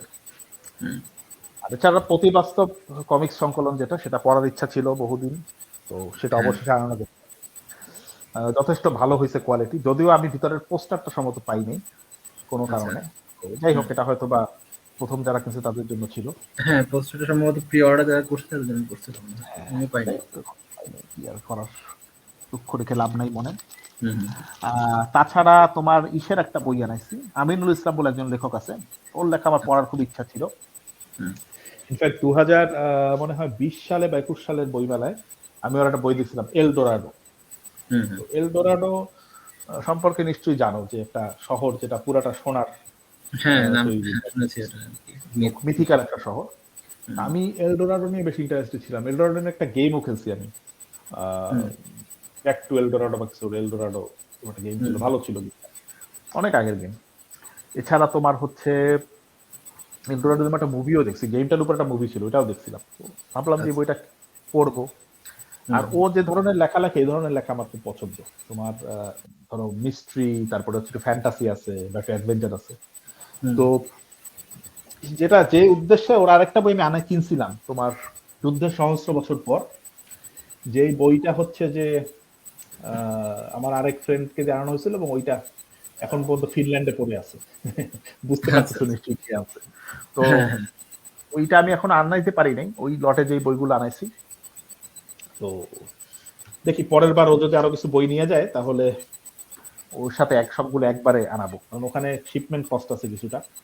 তো হুম, হুম, ওইটা আবার তোমার ওই করে, আহ, ধরো লিমিটটা খুব উইয়ার্ড। ধরো তুমি হুম, হচ্ছে 10 কেজি আছে, হয় 10 কেজি না হলে 20 কেজি, আচ্ছা, মানে তো মাঝামাঝি কিছু নেই, বুঝছো। যে হুম, কারণে ওই একবারে একটু বেশি জমলে তারপরে ভাবছি আনাবো। আচ্ছা, আহ তো এবার হচ্ছে ওইটা যেহেতু আমি হাতে পাই নাই, এবার হচ্ছে যে তার এলডোরাডো বইগুলো আবার আরেক পাবলিকেশন থেকে নিয়ে ট্রিলজি মতো করে বের করছে। হুম, হুম, ওইটা আমি কালেক্ট করছি, ট্রিলজি বক্স সেটটা। ট্রিলজিটা ভালো, কিন্তু তোমার ওই যে ভিতরের ফন্ট দেখলাম অনেক বড় বড় করে দিচ্ছে, যে জিনিসটা আমার আসলে একটু আচ্ছা, বেখাপ্পা লাগছে অন্য বইগুলোর তুলনায়। সম্ভবত চাইলে এটাকে 2টা খণ্ডে বের করতে পারতো তারা, হুম, একটু মনে হয় টেনে টুনে ট্রিলজি করছে। বাট হোয়াট এভার, বই যদি ভালো হয় আই ডোন্ট মাইন্ড। হুম, হুম, এখন যেটা হয় যে একটু ধরো 2টা বই হইলে হয়তো বা একটু ওজন কম হইতো, হ্যাঁ, মলাটের ওজনটা থাকতো না, এগুলো নিয়ে ভাবি, কারণ কাউকে দিয়ে বই আনাইলে তো ওগুলো নিয়ে ভাবতে হয়, বুঝছো। হ্যাঁ, এই কারণেই, এছাড়া অন্য কোনো কারণ নেই। আরেকটা বই আনাইছি তোমার, এটা হচ্ছে বইটার নাম হচ্ছে পিন বল। হ্যাঁ, এম জে বাবু, এটা এম জে বাবু ইদানিং বেশ হিট, বাজার চলতি লেখক। তো হুম, তার বেশ কিছু বই আছে তোমার, ডিমেন্টিয়া, ইনসেন্টিয়া, আমি আরো কিছু একটা বই আছে। নিয়েছি তার জিন, জিন হ্যাঁ, যে বইটা ওটা নিয়েছি আর কি। ঠিক তো আছে। আমার তো ভালো আমি লাগে। একটু ইন্টারেস্টেড ছিলাম যে এই লোক কেমন লেখে, একটু দেখা দরকার। তা আমি হুম, এই বইটা মনে হইলো যে মোটামুটি পপুলার এবং ছোটখাটো, হুম, তুলনামূলক আর কি তার অন্য বইগুলো থেকে, ওজন একটু কম হবে এইটা ভেবে এইটা আনাইছি। হুম, ওইটা আমি পড়া শুরু করছি। আহ লেখনীতে কিছু কিছু জায়গায় আমার একটু মনে হয়েছে যে ছন্দপতন হয়। দেখা যাক প্লট কেমন। হুম, এখন পর্যন্ত যথেষ্ট স্লো মনে হচ্ছে যতদূর করছি, আচ্ছা, এই আর কি। এছাড়া এছাড়া আর হচ্ছে তোমার নরওয়েতে গিয়ে, আমি নতুন কোনো শহরে গেলে আমার ইচ্ছা থাকে যে ওইখানে একটা একটা দুইটা বই আমি কিনবো স্মৃতি হিসাবে। যেটা তোমার কিছুদিন আগে আমি ইসে গেছিলাম, জার্মানির আহ, মানহাইম এবং হাইডেলবার্গে গেছিলাম, কিন্তু সেখান থেকে আমি কোনো বই কিনতে পারিনি, কারণ কেনার মতো বই পাইনি। আহ, নরওয়েতে গিয়ে আমি বই পাইছি। নরওয়েতে তোমার ডিসকাউন্টে বই ছিল, এবং ভালো বই ছিল। আফসোস আমি রবিন হবের 2টা বই আমি নিতে পারিনি ইচ্ছা থাকা সত্ত্বেও। কিন্তু আমি এনকে এনকে জেমিসনের 2টা বই নিছি। এটা হচ্ছে তার ইনহেরিটেন্স ট্রিলজির 2টা বই। একটা হচ্ছে দ্য 100,000 কিংডম, আর একটা হচ্ছে দ্য ব্রোকেন কিংডমস। আচ্ছা, থার্ড বইটা আনলাকিলি পাই নাই, পাইলে নিয়ে নিতে আর কি। এনকে জেমিসনের লেখা বহুদিন ধরে পড়ার ইচ্ছা ছিল, তার বেশ কিছু সিরিজ হিট, এবং সে হচ্ছে তোমার হুগো অ্যাওয়ার্ড পাওয়া লেখক, তাও হুম, একাধিকবার। আচ্ছা, তো তার লেখা আসলে খারাপ হওয়ার সম্ভাবনা কম। হুম, হুগো অ্যাওয়ার্ড তারাই পায় যারা খুবই প্রমিনেন্ট সাহিত্যিক, ভালো লেখে, এই সাইফাই বা হচ্ছে ফ্যান্টাসি জনরায়, তারাই হুগো হুগো অ্যাওয়ার্ড পায়। তো দেখা যাক কেমন। এগুলা হয়তো সাম্প্রতি পড়া হবে না, আপাতত আমি বাংলা বই নিয়ে একটু ব্যস্ত আছি, হ্যাঁ, হ্যাঁ, বাংলা বই পড়বো আশা করি। তারপরে হুম। যদি সামনে তোমার বইমেলা আসতেছে, তো বাংলা বই পড়া শুরু করে ফেলো। এগুলো তো আসলে হাতে পাইতে যদি কিছু আনাইতে পারি, তাহলে দেখা যাক, তাহলে হয়তো অল্প কিছু বই, 5-7টা বই হয়তো আনানোর চেষ্টা করতে পারি। এখনো প্ল্যান প্রোগ্রাম চলতেছে। বইমেলা আসলে তো সবই কিনে ফেলতে ইচ্ছা করে, বুঝছো, যে আনবে তার উপর অনেক কিছু নির্ভর করে। তো এই আর কি। আর একটা বই পড়ছি কিছুটা, দুইটা হ্যাঁ বই, একটা হচ্ছে হন্ডুরাসে হাহাকার বলে একটা বই আমি আনছিলাম আসার আগে। হ্যাঁ, এটার কথা গত সপ্তাহে বলছিল আর কি। হ্যাঁ, ওইটা পড়া শুরু করছে, ওইটা কিছু দূর পড়ছি, আরো 50-60 পাতা পড়ছি। হুম সোফার কাহিনী মোটামুটি আছে, বেশ কনস্পিরেসি দেখাচ্ছে। কলম্বাসের সমুদ্র যাত্রা দিয়ে কাহিনী হয়েছে, শুরু হয়েছে, এবং সেটা তোমার ওই আমেরিকা বিজয় না, আমেরিকা বিজয়ের পরের কাহিনী। ওই হুম ওই জায়গা থেকে শুরু হয়েছে। তারপরে তোমার ভারতে প্রেক্ষাপট চলে আসছে, সেখানে ভারতের যে প্রেসিডেন্ট ছিল যে ইন্দিরা গান্ধী, তার মার্ডার থেকে ওইখান থেকে একটা কাহিনী বের করছে। ওইখান থেকে কিছু দূর কাহিনী হয়েছে। তো এই আর কি একটা কনস্পিরেসি চলতেছে, ভাল হুম লাগতেছে। বাট বইটা যেহেতু অনেক বড়, সেহেতু আর কি ওইভাবে বসে ধৈর্য নিয়ে পড়া হচ্ছে না। হুম হুম। আর জুনজিতোর একটা বই পড়তেছি, ডেজার্টার। ডেজার্টার বইটার যে স্টোরিগুলা, এগুলা তার একটু পুরোনো দিনের লেখা স্টোরি, বেশ আগের লেখা, প্রথম দিকের লেখা স্টোরি, আচ্ছা কিন্তু স্টোরিগুলা ভাল লাগতেছে। তার অন্যান্য অনেক স্টোরি, যেমন টমিয়ের স্টোরির থেকে আমার হচ্ছে এই ডেজার্টার স্টোরিগুলা বেশ ইউনিক এবং ভালো মনে হচ্ছে। তো আমি আচ্ছা বইয়ের প্রায় 60% পড়ছি, বেশ ভালো লাগতেছে। এটা হুম হয়তো এই সপ্তাহে শেষ করে ফেলবো, ইচ্ছা আছে। আচ্ছা। তো এই মোটামুটি এই বই নিয়ে আর কি। তো হুম গেম নিয়ে কি বলতে চাচ্ছিলাম মনে হয় কিছু একটা। হ্যাঁ গেম, আমি গেম বলতে একটা মোবাইল গেম খেলতেছি এখন, হ্যারি পটার হগওয়ার্টস মিস্ট্রি। এটা আচ্ছা, খারাপ লাগতেছে না, ভালোই লাগতেছে, বেশ এডিক্টিং টাইপের। হ্যাঁ, কি কি করা যায়? এখানে তোমার বিভিন্ন রকমের মিশন থাকে, সাথে তোমার হচ্ছে ক্লাসও অ্যাটেন্ড করা যায়। যেমন ধরো তুমি পোষণ ক্লাসের মধ্যে ইয়ে করলা, আর অ্যাটেন্ড করে বিভিন্ন রকমের পোষণ শিখতেছো। হুম, তারপর ট্রান্সফিগারেশন ক্লাসে যায় ট্রান্সফিগার করতেছো, চার্মস ক্লাসে যায় বিভিন্ন চার্ম শিখতেছো। এরপরে এগুলোর ক্লাসের বাইরে আরো ডুয়েলিং করা যায়, ডুয়েল করা যায়। তারপর ইন গেম ক্যারেক্টারদের সাথে বিভিন্ন রকমের ইন্টারাকশন করা যায়।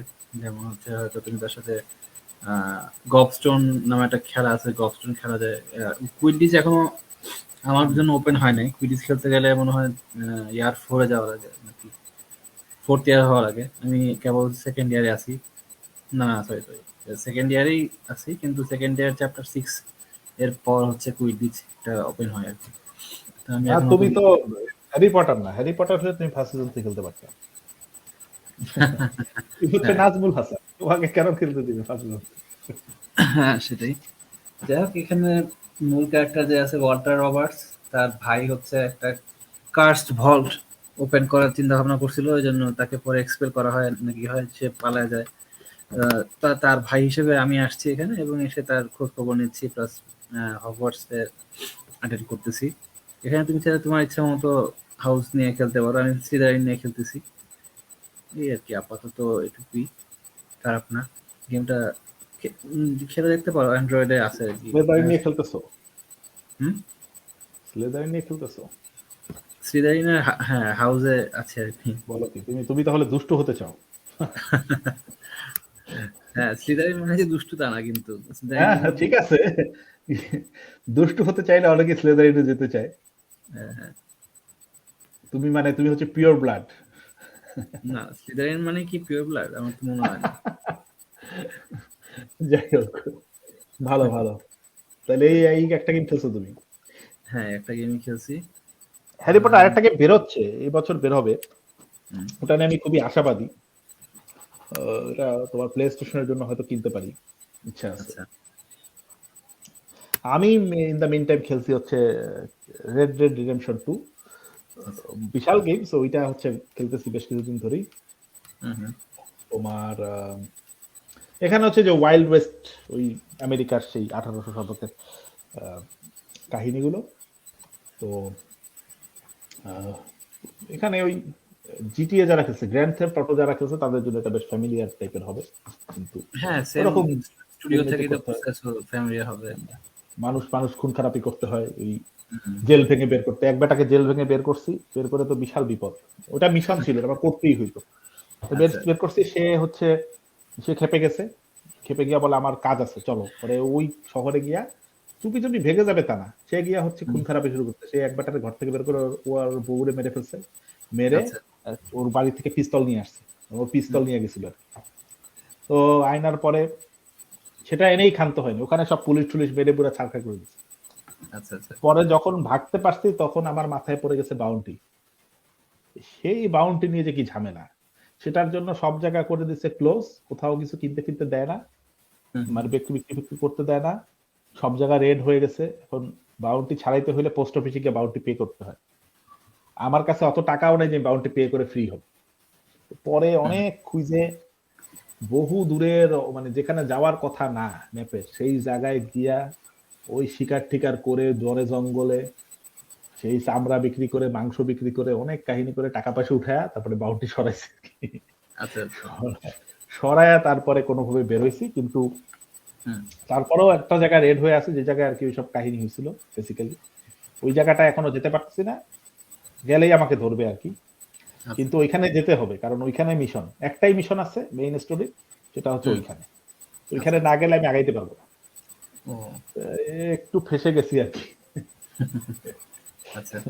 আর এছাড়া মর্টাল কম্ব্যাট 10 ইনস্টল দিছিলাম, মর্টাল কম্ব্যাট 11 এক্সেল আর কি।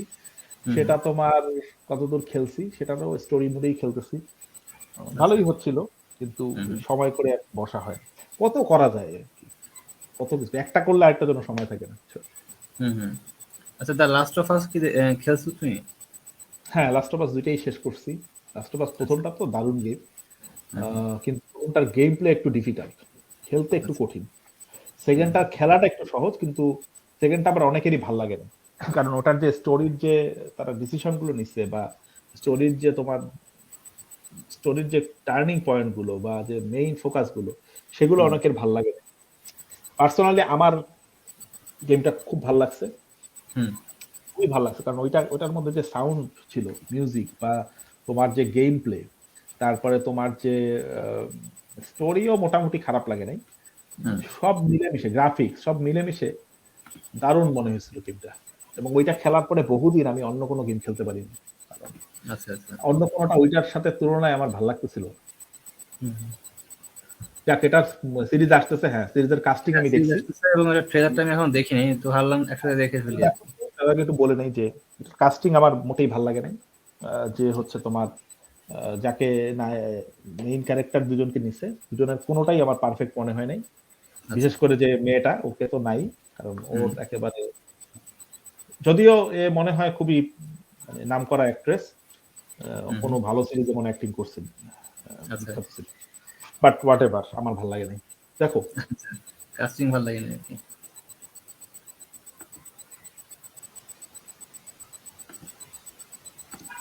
ওকে, হ্যাঁ, তোমার যেহেতু এইচবিও সিরিজ ভালো হবে আশা করা যায়, কিন্তু মানে আসলে তোমার যারা গেমটা খেলছে তাদের কাছে এই ক্যারেক্টার গুলা হচ্ছে অনেক বেশি জীবন্ত আর কি, বুঝছো?